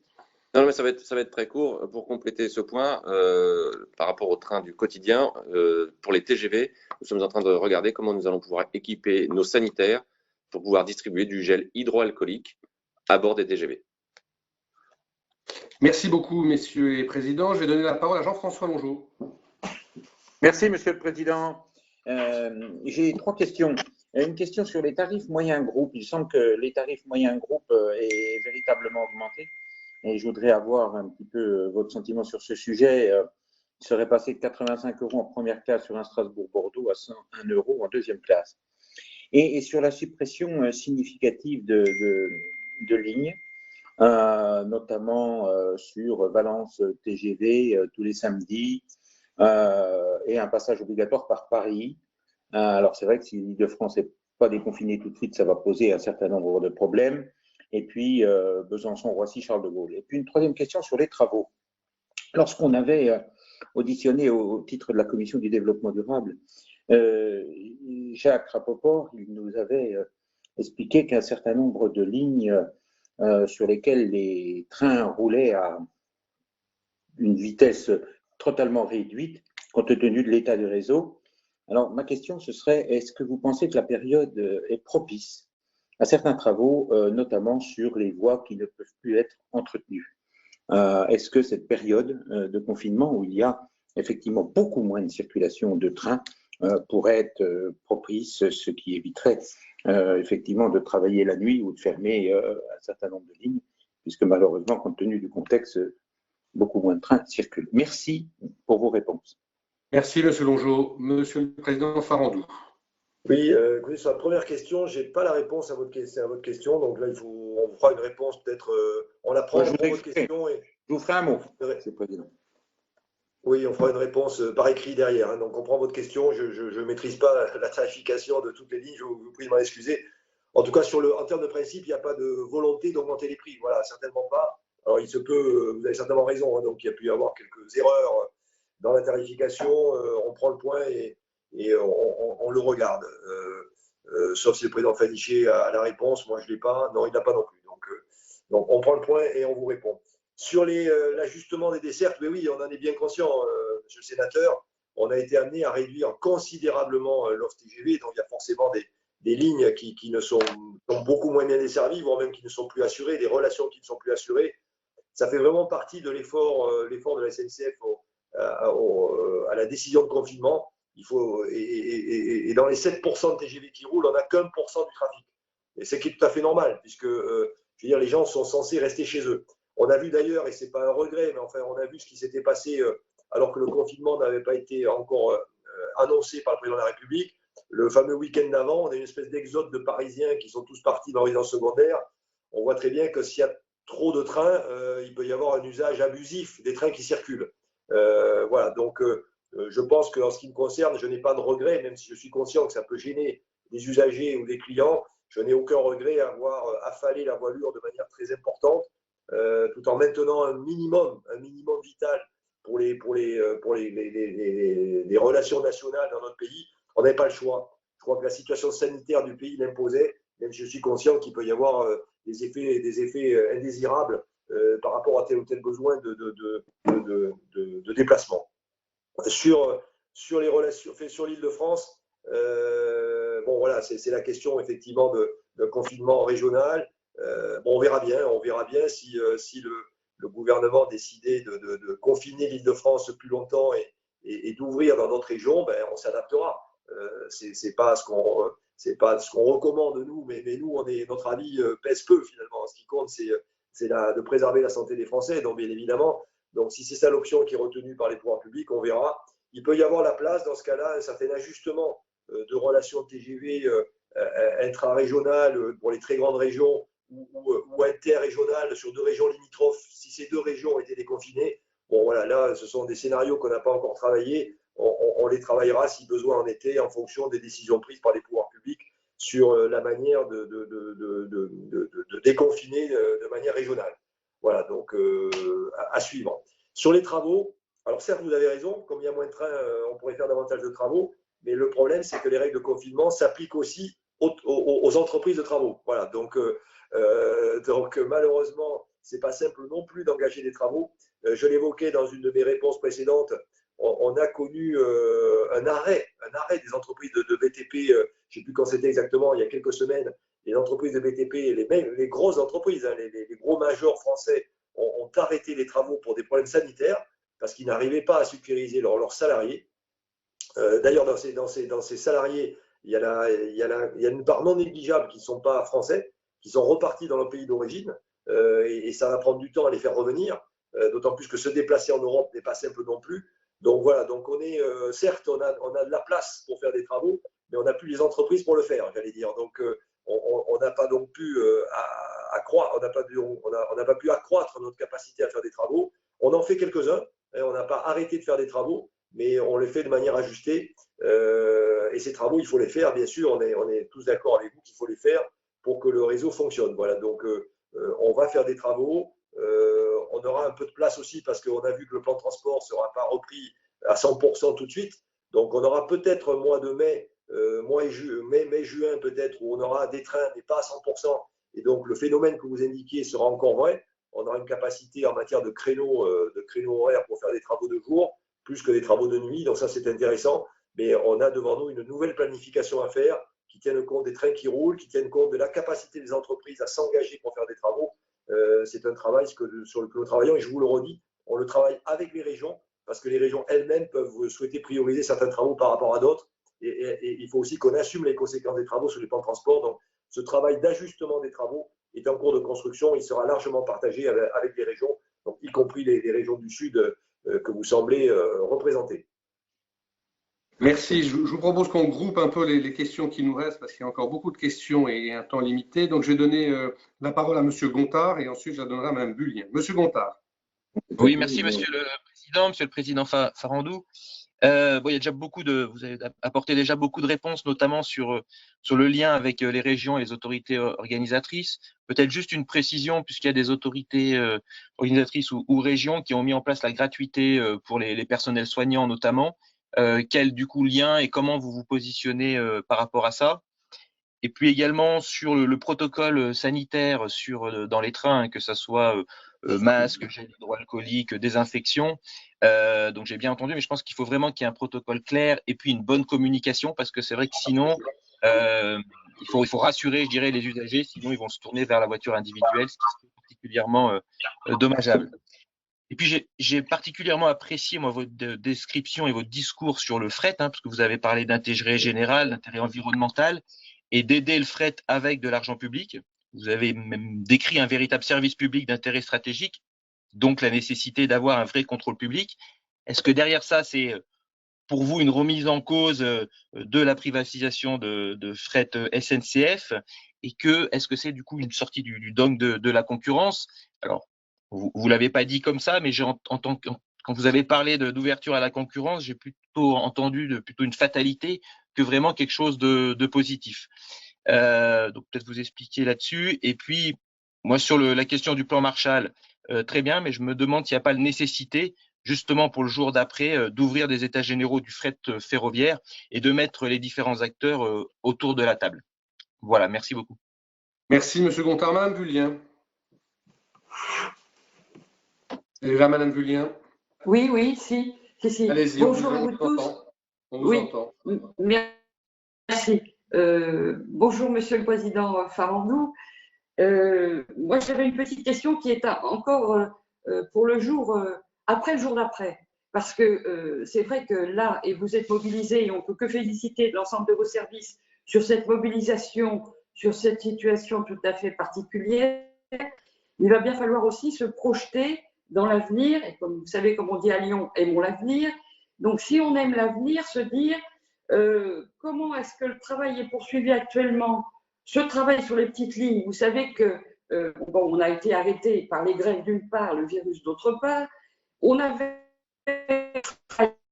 avec ce un petit peu ce rapport qu'on n'a jamais vu d'ailleurs, et se dire comment on continue à travailler, comment vos services continuent à travailler sur les petites lignes, et savoir comment on va pouvoir persuader les gens de reprendre les transports publics, puisqu'actuellement, on nous dit, compte tenu de cette pandémie, quand vous circulez, évitez de prendre les transports publics. Les collègues ont bien évoqué tout ce qui va pouvoir être mis en place, et vous y avez répondu en partie sur ce qu'on peut mettre en place pour éviter ensuite que la pandémie se propage par les transports publics, justement. Et moi, ma question, c'est est-ce que quelqu'un est en train de travailler sur les trains à hydrogène, sur les trains légers, sur la suite? Comment on va pouvoir continuer à irriguer le territoire pour vraiment là répondre au développement durable? Merci, Monsieur Farandou. Monsieur Gold, et ensuite vous pourrez répondre à ces trois questions. Monsieur Gold, ces trois séries de questions. Monsieur Gold. Oui, Monsieur le Président. Allez-y. Merci, Président. Merci, Monsieur le Président Farandou. Mon intervention vise à apporter des précisions sur les questions qui ont déjà été posées. Beaucoup prônent pour que cette crise exceptionnelle soit l'occasion de passer à un modèle économique plus protecteur de l'environnement et une accélération de la transition écologique, et ne pas sacrifier le climat sur l'autel de la relance. La Convention citoyenne pour le climat, chargée de trouver des solutions au réchauffement climatique, a transmis récemment 50 propositions au gouvernement, parmi lesquelles un retour fort au train. Parmi les freins de nos concitoyens à un usage plus régulier du transport ferroviaire, les tarifs, j'y reviens, jugés des fois trop élevés, figurent en bonne place. Alors moi, j'aimerais connaître les intentions de la SNCF pour rendre plus accessible et plus attractif le train pour les usagers, pas seulement en Île-de-France, et dans un contexte de pertes financières liées notamment à la crise. Et puis, deuxième question, des travaux de rénovation et de modernisation des voies étaient planifiés sur certaines lignes qui accusent un retard important. Je pense notamment au train d'équilibre du territoire, et plus particulièrement à la ligne Paris-Clermont. Et là, j'aimerais savoir quelles seront les conséquences de la crise en termes de calendrier et de priorisation des travaux. Pour être plus clair, y a-t-il aujourd'hui une remise en cause potentielle des engagements initiaux sur ces lignes d'équilibre des territoires? Je vous remercie. Merci, Monsieur le Président Farandou. Donc, je vous propose de répondre aux questions de Monsieur Gontard, Mme Vullien et Monsieur Gold. Très bien. Oui, il y a un sujet central qui est repris par plusieurs sénateurs, et je peux vous dire qu'il nous préoccupe à nous aussi, c'est de démontrer le caractère sanitaire du train. Je pense que c'est évident. On voit ce qui se passe dans d'autres pays. Bon, la Chine, on n'est pas la Chine, la culture est peut-être différente, mais on sait qu'en Chine, les gens se sont précipités dans les voitures et ont abandonné, en tout cas, sont beaucoup moins présents dans les transports collectifs. C'est un enjeu stratégique majeur. Hein. Si à la sortie de crise, le grand gagnant de la crise, c'est la voiture individuelle, je pense qu'on aura loupé quelque chose. Enfin, en tout cas, on ne peut pas être satisfait si, en plus, je suis en train de parler à la commission d'aménagement du territoire et de développement durable, on ne peut pas être satisfait de cette sortie-là. Donc, j'allais dire, le fardeau de la preuve, il est chez nous, hein, on l'a bien compris. C'est à nous de démontrer par des processus nouveaux, hein, par des choses nouvelles, fortes, que prendre le train n'est pas un danger pour sa santé personnelle. C'est très, très important qu'on fasse beaucoup de choses en matière de nettoyage, en matière de protection, en matière de gel. C'est central et c'est fondamental. Et je peux vous dire qu'on va mettre le paquet là-dessus parce que c'est vital pour nous, quelque part. Si on veut conserver une utilité forte dans le pays, il faut absolument qu'on soit au rendez-vous de ce challenge de la situation sanitaire. Donc, c'est un enjeu majeur et vous êtes plusieurs à l'avoir souligné. Sur le fret, peut-être je donnerai la parole à Frédéric qui reviendra sur le sujet du fret et du plan Marshall fret. Je vais répondre à la concurrence. C'est la concurrence, moi je suis très factuel. Voilà. En tant que président d'entreprise publique, je suis citoyen comme les autres, mais je suis là pour appliquer les règles que la République se donne. Donc la République a souhaité que la concurrence arrive dans notre pays. Très bien, voilà, dont acte. Alors par ailleurs, on sait d'où ça vient, on sait que ça vient du traité de Rome quand même. Hein. Le traité, c'est pas nouveau, quoi, hein, on ne doit pas être surpris. On sait très bien que, que ce principe d'une concurrence, dès lors qu'elle est régulée, dès lors qu'on fait attention aux enjeux sociaux qui vont avec et qu'elle ne se traduit pas par un dumping social abusif, et même pas du tout, même, hein, voilà, qu'elle ne se fait pas au détriment du bien-être social des salariés, on sait que c'est un fondement important de la construction européenne. Donc, il n'y a pas de surprise, c'est un calendrier qui s'est déroulé, je n'y reviens pas, mais voilà, le temps est venu maintenant de l'appliquer dans notre pays. Dès lors, les enjeux pour la SNCF, il y en a deux. Le premier, c'est que les activités de monopole de la SNCF, donc l'activité de gestionnaire de réseau et de gestionnaire des gares, se fassent en parfaite équité par rapport à la concurrence. Donc ça, c'est très, très important. Et je suis responsable devant l'État et devant l'ART et devant le Parlement de la bonne application de ce principe. Et j'y veillerai scrupuleusement. Donc voilà, donc ça, c'est le premier élément. Et le deuxième élément, c'est que dans la partie des opérateurs de la SNCF qui vont venir en concurrence, il faut qu'ils se battent sur le rapport qualité-prix. Comme toute entreprise qui est soumise à la concurrence, c'est le consommateur qui décide, c'est le client qui décide. Et le client, qu'il soit voyageur pour le TGV, qu'il soit chargeur pour le fret, ou qu'il soit autorité organisatrice pour les transports de la vie quotidienne en délégation de service public, il choisira le meilleur rapport qualité-prix. Donc, à nous d'améliorer notre qualité, à nous de tenir nos coûts et de tenir nos prix. Voilà, donc c'est la règle du jeu, nous l'acceptons. Voilà, donc on va la mettre en œuvre sans état d'âme, j'allais dire. Par ailleurs, la concurrence, c'est à la fois un choc, hein, il faut appeler les chats un chat, surtout quand vous la recevez pour la première fois. Moi, j'ai la chance de la connaître, puisque vous le savez, certains d'entre vous le savent, j'ai été président de Keolis pendant 7 ans, et là, la concurrence, c'était tous les jours. Donc voilà, je sais ce que c'est. Il y a des bons jours, et les jours on gagne, il y en a des mauvais, les jours on perd, et quand on perd, il faut se demander pourquoi on a perdu pour s'améliorer et espérer gagner la prochaine fois que le contrat reviendra sur le marché. Voilà, donc et on n'est pas les seuls. La plupart des entreprises dans notre pays sont soumises à la concurrence française, concurrence internationale. C'est le lot, finalement, des entreprises d'être soumises à la concurrence. Bon, pour la SNCF, ça sera un choc parce que c'est la première fois. Et quand c'est la première fois, forcément, votre courbe d'apprentissage, elle est juste au début. Vous n'avez pas encore appris à faire face à la concurrence. Donc, je ne dis pas que c'est simple, je ne dis pas que c'est facile, je ne dis pas que c'est donné et évident. Voilà, je dis les choses. Bon, ça, c'est le côté, le choc. Après, le côté opportunité, c'est une opportunité extraordinaire de se remettre en question, de se remettre en cause, d'être innovant, d'être clair sur nos points forts, parce que nous avons des points forts à la SNCF. On les démontre d'ailleurs dans cette crise. Hein, je crois que c'est aussi une formidable occasion de démontrer les points forts de la SNCF. Ils sont nombreux. Voilà, à nous de savoir les jouer, à nous de savoir les faire fructifier et d'avancer devant la concurrence. Sur la question posée par Madame Julien sur le jour d'après, du jour d'après ou sur l'après, vous avez entièrement raison. Et sachez qu'une partie de mon temps, de mon cerveau et de moi et de mes équipes, c'est justement de regarder loin, de regarder à long terme. Et moi, je suis convaincu que quoi qu'il se passe, le ferroviaire est la solution. Et la solution en matière de mobilité, il n'y a pas plus écologique que le ferroviaire, hein, et pour longtemps. Et ce n'est pas demain qu'on aura des camions électriques. Même le déploiement des voitures électriques, il est tous les petits. Il y a la flotte électrique, elle est toute petite et pour longtemps, quand on regarde les chiffres. Donc, à l'évidence, le train pollue beaucoup moins que la voiture. La voiture, voilà, le train beaucoup moins que les camions, beaucoup moins que l'avion. L'avion pollue beaucoup avec le kérosène. Hein. Donc, à mon avis, pour les vols domestiques, ça serait quand même bien mieux de prendre le train que de prendre l'avion. Donc, oui, pour moi, le ferroviaire est la solution, y compris dans les territoires moins denses. Alors, ce n'est peut-être pas le train d'aujourd'hui. Je pense qu'on a un vrai sujet de réinvention du ferroviaire dans les territoires moins denses, parce que le ferroviaire d'aujourd'hui, il est trop coûteux, il coûte trop cher quand on veut le déployer dans les territoires. Donc, il faut le réinventer. Il faudra réinventer à la fois les matériels roulants, et là, vous avez raison, Madame Bulien, il faut inventer de nouveaux trains à hydrogène, légers parce que moins coûteux. Hein. C'est qu'il faut vraiment inventer des modes ferroviaires adaptés à ces dessertes-là. Peut-être aussi admettre que ces dessertes-là seront peut-être multimodales. Peut-être aussi accepter la combinaison avec les solutions routières, comme le car. C'est peut-être un mix de train et de car, et peut-être d'autres formes de déplacement. On parle beaucoup de navettes autonomes aussi, etc. Je pense que l'innovation doit être très forte et très puissante pour apporter des solutions de transport collectif dans les territoires. En matière d'énergie, les trains à hydrogène sont certainement pour moi une solution de l'avenir. Sachez qu'on a une direction de la recherche et de l'innovation qui est très en pointe sur ces sujets à la SNCF. Nous allons être capables d'avoir des prototypes de trains à hydrogène, de trains hybrides, hein, c'est-à-dire mix diesel-électrique. On est capable d'ailleurs de reprendre les flottes anciennes, les flottes diesel anciennes, les AGC, ce qu'on appelle les AGC, autorail de grande capacité, et de les transformer en trains hybrides, donc avec une partie électrique.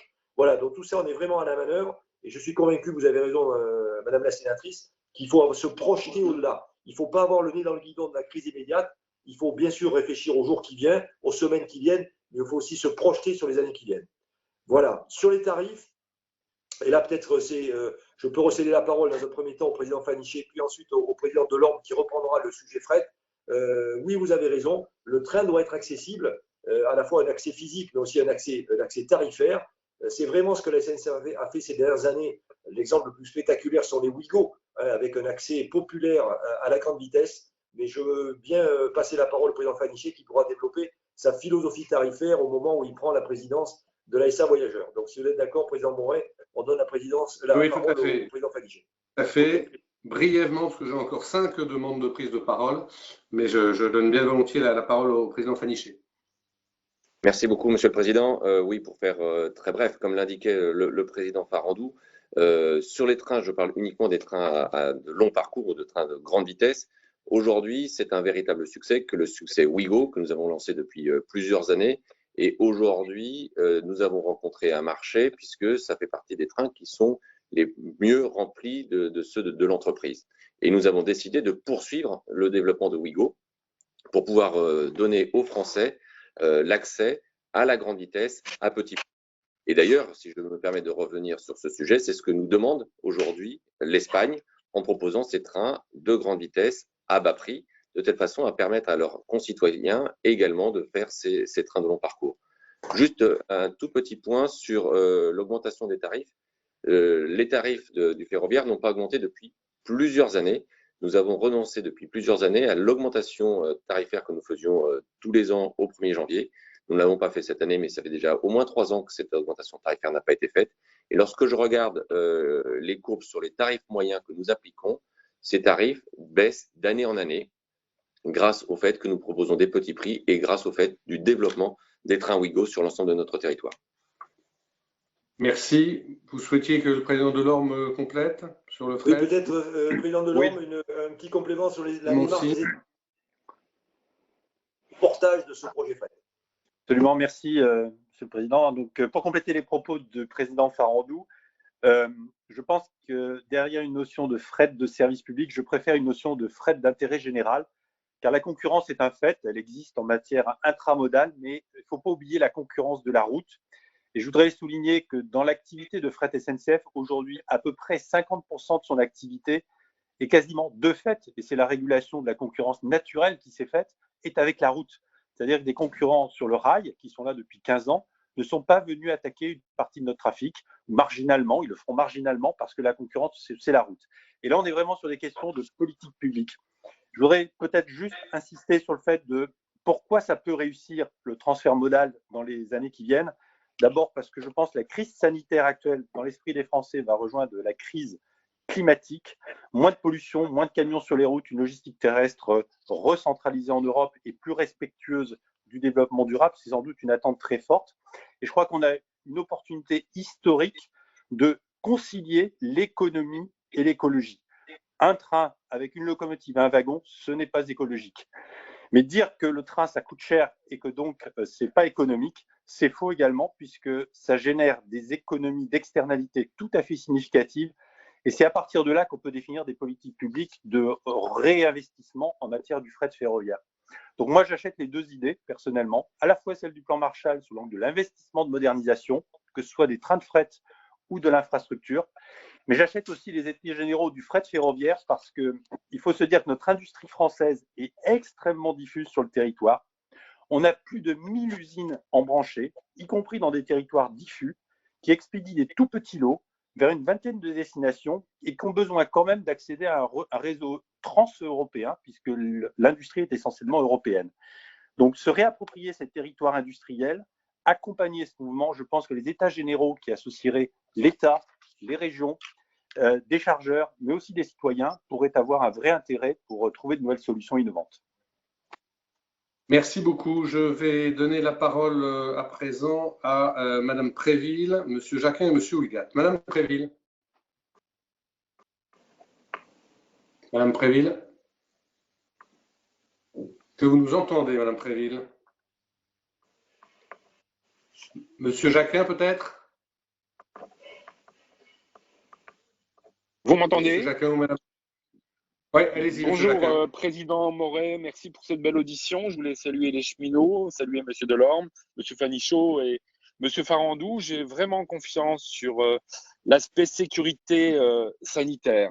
Mais je vais venir sur une autre question, Monsieur le Président Farandou.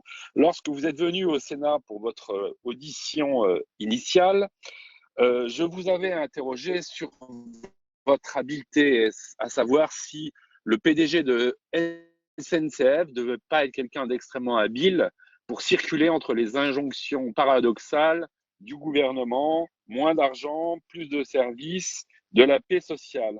Alors ma question sur l'habileté, je vais vous la reposer aujourd'hui, Président Farandou. Est-ce que dans cette crise, il ne s'agit pas enfin d'aller trouver la ressource financière permanente pour enfin prendre en compte les externalités positives qui ont été largement évoquées par mes collègues. Après le nouveau pacte ferroviaire et la LOM, il n'y a pas de réponse à la question du transport et du carbone et à une malédiction française de l'écotaxe. Donc, est-ce que l'habileté aujourd'hui, pour les voyageurs, pour le fret, ce n'est pas d'aller chercher cette ressource et éventuellement, ne faut-il pas y aller au niveau européen, au travers des paquets mobilité, voire au travers du Green New Deal européen? Je le dis ainsi, Président Farandou, parce que lors de l'audition du ministre la semaine dernière, je lui ai demandé s'il serait aussi leste pour sauver le ferroviaire que l'aérien. Et j'avais l'impression dans la visioconférence que ses yeux brillaient au nom de Ben Smith. Alors, est-ce que vous saurez être habile à ce point et retourner la table du ferroviaire dans la crise? Je pense que vous êtes habile et je termine avec ma question puisque vous avez réussi incroyablement à prendre la main sur SNCF Réseau et je regrette qu'on n'ait pas pu auditionner lors de son recrutement Monsieur Lallemand qui a l'air d'être au demeurant très efficace et sympathique. Et je souhaiterais que notre commission puisse l'auditionner car le fameux contrat de performance de SNCF Réseau qui est déterminant pour le prix des sillons et qui est prévu dans la loi est en retard et il va être déterminant pour le fret, pour les petites lignes et sur toute l'équation ferroviaire. Tout ça en dépit des engagements qui avaient été donnés au Parlement. Et je rajoute une dernière question et j'en finis là. Pourquoi ne pas recapitaliser recapitaliser Fret SNCF? Merci. Madame Préville est-elle là? Oui, est-ce que vous m'entendez? Très bien, on vous donne la parole tout de suite. D'accord, merci. Merci, monsieur. Merci, Monsieur le Président. Merci, Messieurs les Présidents, mes chers collègues. Alors d'abord, je voulais, s'agissant du déconfinement, revenir aux gestes barrières. Pensez-vous à l'installation dans les gares ou bien dans les trains de distributeurs de gel? D'autre part, vous avez évoqué la nécessité, et là je pense que nous sommes tous d'accord, que tous les voyageurs aient des masques. Est-ce que vous pensez également à la distribution, comme je pense assez vu dans d'autres pays, de masques sur les quais avant de monter dans les trains? Bon, ça aura peut-être un coût, mais voilà, est-ce que vous l'envisagez? Ensuite, mes questions sont sur le fret. Alors, vous avez évoqué le fait que vous aviez agi avec les céréaliers. Est-ce que c'était des clients habituels ou bien est-ce que ce sont de nouveaux clients qui se sont manifestés?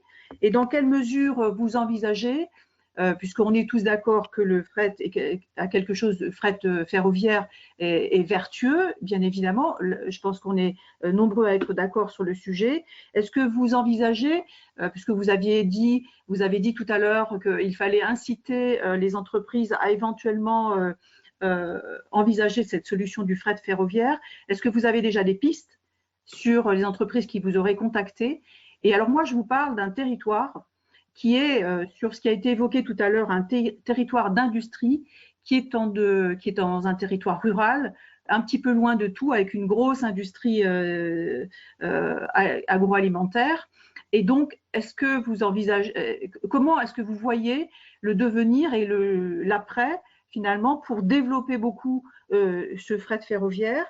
Et comme vous avez envisagé également, vous aviez évoqué tout à l'heure, pardon, des difficultés sur le fret ferroviaire, est-ce qu'il s'agirait d'une recapitalisation et sur les aides que vous avez envisagées également, comment allez-vous vous inscrire s'il y avait dans l'après un grand plan de relance national?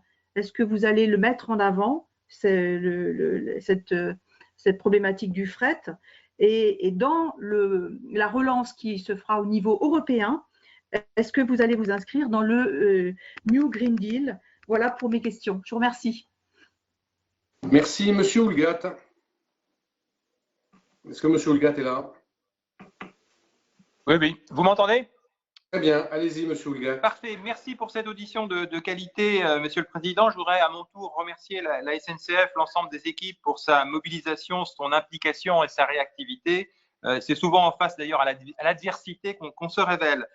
La SNCF est un groupe qui est à la fois présent à l'international, mais qui se déploie aussi à travers de multiples filiales. Donc, j'ai trois questions qui sont liées. La première, est-ce que cette crise va modifier votre stratégie à l'international? Vous avez déjà répondu notamment sur l'Espagne, mais est-ce que ça va modifier globalement votre stratégie? Et est-ce que vous avez des inquiétudes ou des vigilances particulières sur certaines de vos filiales? Je pense notamment à Eurostar. Je pense peut-être aussi à Keolis, que vous connaissez très très bien, à Geodis aussi à travers sa filiale américaine OHL. Et enfin, est-ce que vous envisageriez à terme de la cession d'actifs pour reconstituer entre guillemets du capital? Merci. Je vais donner peut-être la parole aux deux derniers sénateurs qui l'ont demandé, comme ça on aura une réponse. Madame Ramon. Oui, bonjour, Président. Je voulais poser une question sur les travaux et en particulier sur la reprogrammation des travaux de développement. Monsieur Farandou l'a un petit peu évoqué, mais il ne nous en a pas dit grand-chose. Voilà, c'est tout, je m'arrêterai là. Bien. Et pour terminer, je vais donner la parole à Madame Tocqueville. Oui, mais bonjour, Président, vous m'entendez? Très bien.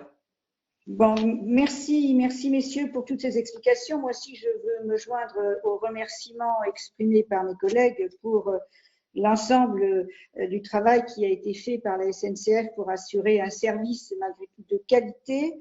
Alors moi, je voudrais poser deux questions sur les sujets antérieurs à la crise, mais qui, je pense, vont revenir dans l'actualité et qui sont plutôt des questions sociales.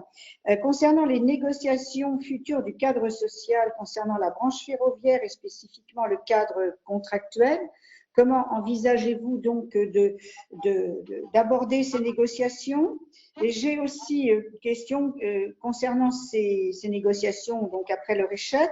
La loi permet à l'État de légiférer par ordonnance, donc quelle est votre position sur ce point? Et puis une inquiétude de l'usager de la ligne Paris-Le Havre et que mes collègues vont bien comprendre pour ceux qui l'utilisent. Vous avez parlé de grands projets qui vont devoir reprogrammés et retardés. Qu'en sera-t-il de la ligne LNPN? Je vous remercie. Merci beaucoup, Mme Tocqueville. Monsieur le Président Farandou, Messieurs les Présidents, je vous laisse la parole pour répondre à cette dernière série de questions. Très bien, donc il y a pas mal de sujets qui se recoupent, donc ça permettra effectivement d'apporter une réponse groupée aux questions posées par les sénatrices et les sénateurs. Donc, sur la partie clarification du besoin d'argent public, c'est une vraie bonne question. C'est une question centrale pour le ferroviaire. Le ferroviaire a la caractéristique de consommer beaucoup d'argent en matière de capitaux. C'est un réseau ferroviaire du pays qui appartient à la nation. Il faut le maintenir, il faut le développer. On connaît tous le problème que nous avons relevé, c'est que pendant des décennies, le réseau ferroviaire classique n'a pas reçu la quantité de maintenance suffisante et donc il est dégradé. Il a vieilli, il est dégradé. L'âge moyen du réseau classique est très bas. Il est autour de 35 ans quand le réseau ferroviaire allemand est autour de 17 ans. Voilà, donc on sait pourquoi, on sait parce que l'effort a été surtout porté sur le TGV, bon, c'est comme ça, c'est d'ailleurs ça aussi qui a provoqué la dette globale du système, mais voilà, on connaît l'histoire. Bon, maintenant, donc côté réseau, c'est tout à fait clair, l'ambition de rénovation du réseau passera par la quantité d'argent qu'on peut y apporter. Voilà, c'est tout à fait clair. Ce qu'il faut aussi avoir les idées claires, c'est qu'il y a deux notions qu'il faut distinguer, les deux demandent de l'argent. Il y a ce qu'on appelle dans notre vocabulaire la régénération. C'est en gros le remplacement des rails vieux par des rails. Donc le réseau, il est le même après, si ce n'est qu'il est neuf, donc il tombe moins en panne, et on ne l'a pas modernisé, on n'a pas changé son équipement technologique. On a juste les composants qui étaient vieux, on les remplace par des composants neufs. Ça, c'est ce qu'on appelle la régénération. Quand on parle d'âge moyen, on parle de ça. C'est ça dont on parle. Donc, remplacement des rails, remplacement des caténaires, remplacement des postes d'aiguillage, remplacement de l'alimentation électrique. Ça, ce sont les composants du réseau. Là-dessus, il faut amener de l'argent. Il y a un deuxième niveau, et c'est là d'ailleurs qu'on retrouve la problématique du réseau structurant et des petites lignes. Voilà, quel est le périmètre de l'effort de régénération? Est-ce que c'est tout le réseau, y compris les petites lignes, ou est-ce que c'est que le réseau principal qui est porté par réseau et les petites lignes? Dans ce cas-là, qu'est-ce qu'on fait? Est-ce que ce sont les régions qui doivent les prendre en charge, etc., etc. Le deuxième sujet dont on parle moins dans le pays, mais qui est aussi important, et là-dessus, je peux vous dire qu'on n'est pas en avance par rapport aux autres pays européens, c'est ce qu'on appelle la modernisation du réseau. La modernisation du réseau, vous avez deux grands dossiers. Vous avez le dossier de la signalisation européenne, ce qu'on appelle l'ERTMS, qui est une nouvelle signalisation interopérable qui permet de passer d'un pays à l'autre, qui permet aussi d'avoir plus de capacité sur les lignes. Et là-dessus, on est très en retard par rapport aux autres pays européens. Et là encore, il faut de l'argent pour équiper le réseau français de RTMS. Puis vous avez une autre forme de modernisation, c'est ce qu'on appelle les commandes centralisées du réseau, c'est-à-dire des immenses postes d'aiguillage à grand rayon d'action qui permet d'être plus efficace au plan financier, parce que vous avez beaucoup de, sinon vous enlevez beaucoup de petits postes perdus dans la nature avec des aiguilles un peu partout, vous les concentrez dans des grands postes, vous gagnez en économie, vous gagnez aussi en efficacité, vous gagnez en fiabilité. Voilà, donc les besoins sont énormes. Et franchement, c'est un vrai sujet, alors pour le coup de politique générale, c'est quelle est la quantité d'argent que le pays veut mettre par rapport à quel projet de réseau ferroviaire. Voilà, ça c'est un projet qui est sur la table depuis longtemps. Voilà. Et ça, là, le sénateur Jacquin a raison, c'est vraiment une question d'argent. Voilà. Si on met, voilà, en fonction de l'argent que le pays va mettre, on aura un résultat plus ou moins différent. Ça, c'est un premier sujet. C'est un sujet d'investissement pour le coup. Sur le sujet du fret, il y a deux sujets. Il y a un sujet d'investissement. Là aussi, il y a des investissements à faire si on veut que sur le réseau, y compris sur le réseau, si on veut que le fret circule, mais pas que. Ça peut être aussi sur les locomotives, etc. Et puis, il y a un sujet d'aide, parce que je pense que malgré ça, la concurrence routière est tellement puissante qu'il faut aider en fonctionnement l'usage des fret. Donc, il y a deux grands vecteurs. C'est sur le transport combiné, ce qu'on appelle l'aide à la pince. Chaque fois qu'on transporte un container d'un bateau sur un train, il y a une pince qui attrape le container. Donc, au moins, il y a une subvention autorisée par Bruxelles. On est sur des choses autorisées par Bruxelles d'aide à la pince que certains pays utilisent beaucoup. Et puis il y a aussi l'aide aux wagons isolés pour avoir la desserte diffuse qu'évoquait le président Delorme dans tout le territoire. Dans ces 1000 embranchements au réseau dont les entreprises ont besoin, il faut aider l'usage du wagon isolé. Voilà, donc ça, c'est ça le dispositif. Et c'est vrai que ce dispositif, c'est une question d'argent, il faut être clair. Donc, ça renvoie au plan Marshall, ça renvoie au plan de relance. Bien évidemment, dans le plan de relance que le pays est en train de préparer après cette crise, j'espère, je souhaite qu'il y ait une dimension fret importante. Une dimension fret et une dimension réseau.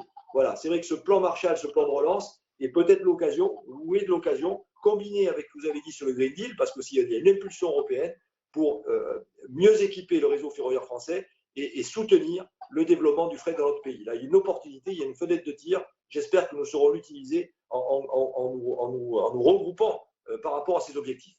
Ça, il y a un momentum qui est favorable, à nous de le prendre. Sur les questions posées sur le déconfinement et les gestes barrières, distribution de gel, oui, on a dit oui, dans les gares et dans les trains quand on le peut, en plus dans les TGV que dans les trains de la vie quotidienne, mais oui, il faut du gel. Distribution de masques, on verra, c'est avec les pouvoirs publics. Attention, la SNCF ne peut pas prendre sur ses épaules la distribution de masques à toute la population française. Ça, ce n'est pas possible. Voilà, donc on est prêt à contribuer, on est prêt à aider, mais on ne peut pas prendre plus d'engagement. Je pense que équiper les Français de masques, ça relève largement des pouvoirs publics. Voilà, donc à nous de nous articuler avec eux.